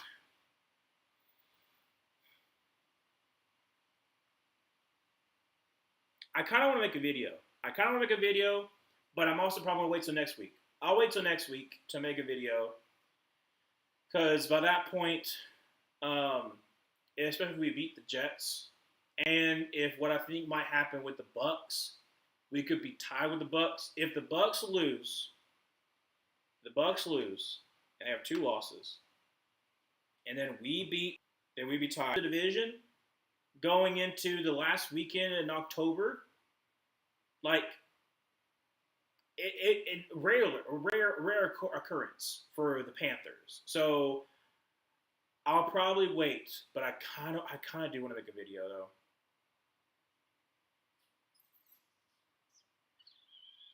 because it'll probably do well. It'll probably do well because it's talking about the Cowboys. I don't know. I don't know. Okay, should I make a video or should I wait until next week when I was going to do it anyways? Like I said, I was going to make a video anyways next week to kind of like go over, this. I was technically going to wait to like do the going into half, like the midpoint, not quite the midpoint, but like before the I'm pretty confident we'll beat the Jets, and like we'll be in that hopefully hunt for like the division. So I was like, I'll make a video after that. So I think I'm gonna stick with that, but I don't know. Thank you so much. Is that Laura? No, Laura. Pay Daddle all the money to keep him forever. Well, the thing is, we already paid Chuba Hubbard, who's amazing, who had like the fifth most rushing yards last year, and he's been hurt. So I would love to keep Rico, but we also drafted not last year, but the year before we drafted a running back in the second round. So now we're kind of in a situation where like Rico. Well, really and truthfully, hold a second. If Rico gets paid by another team, would we get the compensation pick? Because like we picked him up in free agency, but we also didn't draft him though. But yeah, like I said, we already paid Chuba, and so I love Chuba, and Chuba's amazing too. That's the thing. Chuba's amazing too. It helps that we're going against two of the worst rushing defenses. So I'm not trying to take anything away, but I am saying the Cowboys have one of the worst rushing defenses. So does and so do the Dolphins. So I think we did what we're supposed to do as far as like leaning on the run game because we have an amazing offensive line, even though it's banged up. So like I said, we have Jonathan Brooks. And do we want to pay Rico Dowdle? If he wants to stay here, then sure. But I don't think we'll pay him because of the fact that we've already paid other people and invested in other people as well. So I think, like I said, for Rico though, like Rico's having the kind of season that like if we wanted to, when Chuba Hubbard gets back healthy, if we wanted to, we could trade him for a good pick, like a really good pick. Like for instance, let's just say that if a running back gets hurt, like I said, potentially, if a running back gets hurt, we could trade him to that team. We wouldn't trade him to the Chiefs, but that would be interesting too. If like the Chiefs running game's not good. Ooh, we could do the Chargers. Bro, Rico down on the Chargers though? That would be really nice. Like I said, that would be good for Rico because he'd be going into an offense that would use him a lot. He'd be on a really good team as well as us. Like we can keep him. Like I said, I'm not saying we should trade him. I'm saying this like going into the season, I thought that Rico is a really good running back. That for some way, we got him for cheap. That him and Chuba will be able to work together well, and they have. But because Chuba's been hurt, we've had to lean on to Rico. And so I kind of thought like we could trade Rico at the trade deadline and get some draft capital from him. But the fact that he's played so well, will the Panthers want to keep him for the rest of the season? And when Chuba comes back, just like have like a two-headed monster that's almost impossible to stop. That would be nice. Or do they want to capitalize on Rico Dowdle and trade him to a team that could use him? I'm trying to think who would want him. And so I don't know why I keep on thinking of the Chiefs, but Yeah, Zoe, you don't you don't win. Uh, you got J.K. Dobbins. You got R.J. Harvey. R.J. Harvey's not been quite what I was hoping he would be. But he's still a rookie. So um, let's see who else. Who else could potentially we could trade him to? I don't know if we'll do in the NFC. So those are AFC. Uh, AFC South. No, like I said, I don't think we would trade him to the Texans. AFC North. Not Steelers. Not Browns. Maybe Bengals, but I don't think the Bengals are really going to be selling off assets. Uh, AFC East, unless the Bills were like, let's do a 1-2 punch. Um, Jets, no. Patriots potentially, probably not. And like I said, Dolphins, no. So NFC wise, would we trade him? No, no, not NFC East. So we're not going to trade him to the Cowboys because that would be rude and disrespectful to Rico. NFC North, not really. Like maybe Vikings, but maybe not. It's like they already traded for a Jordan Mason. Um, Bears, ooh, Dobie, we could trade to the Bears. We could trade him to the Bears. That would be good for him as far as being like a power back in the Bears system that they can rely on with a good offensive line, especially a good interior offensive line. That actually would be a good trade. That I think that would probably that could be the trade. Is Rico Dowdle to trade Rico Dowdle to the Bears if we were to trade him. I think that could actually work out. I mean, there are people talking about the fact that we keep on training with the Bears, but NFC West, not really anybody that really comes to mind. Maybe the Cardinals, but I don't know. I think we'll stick with them. Being a little double trouble. I think that'll be. Oh yes, Bears would be very nice. It would be strictly for picks. No, I agree, Joby. Like I said, I'm just saying like for a fourth round pick, potentially a third round pick. Especially if like you start winning some games and you feel like that can be like your last piece to try to make a playoff run. And also for the future, because like I said, you'd be paying him, so like you have to give up a little bit more. Um, but yeah, like I said, I would trade Rico Dowdle for a third round pick for sure. Because like I said, Chuba Hubbard's going to come back. Um, but if we keep him though, Rico and Chuba is a loaded backfield that both of them can catch out of the. Oh, dude, both of them can catch out of the backfield too. Ooh, wait. If Dan Morgan trades them for a third round pick, I would be fine. But other than that, I feel like we should keep them because like just in case somebody else gets hurt. But we can lean on both of them, Rico and Chuba. Still have Trevor Etienne be like a little bit of a scat back. You can release DJ Dallas because, like I said, once he comes back, you shouldn't have four running backs on the roster because you already have four tight ends. Um, yeah, yeah, that could work. That could work. All right, well, Panthers win. Amazing, amazing game. Love to see it. We're 500 for the first time since 2019, and yeah. Also, Pittsburgh about to win, so they're about to be 5-1, which is crazy to think they're about to be 5-1. My bad, they're gonna be 4-1. So be running away right now with the AFC North. That's crazy. Well, like I said, I will see y'all tonight because I'll be streaming the Lions Chiefs game. Zoe, I'm very happy for Dowdle. Exactly. Dowdle got his revenge. He got over 200 total yards. He got the win. And Panthers are 3-0 at home.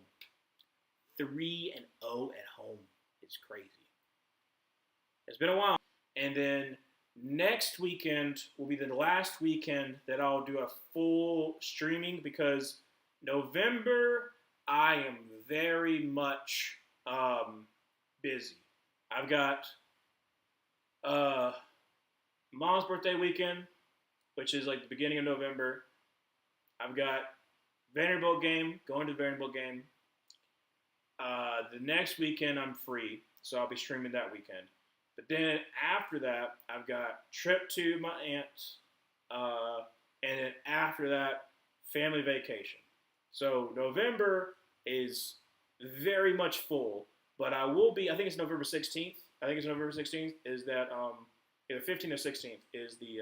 I think it's a Saturday, Sunday. I will be streaming both of those, but going after next weekend, it'll more than likely just be Thursday night, Monday night, that kind of thing. So I wanted to let y'all know because I know that y'all usually like my most loyal fans. So love y'all so much for always being here for me because y'all make the stream so much better. And like I said, I'll see y'all tonight. I'm so happy. I'm trying to contain myself. I'm very, very happy right now, especially after what happened last night. So I'm very, very happy. All right. Very happy for you and your Panthers. Thanks for the great stream. Thanks so much, Zoe. Thanks so much. And also, I didn't say before, but congratulations on the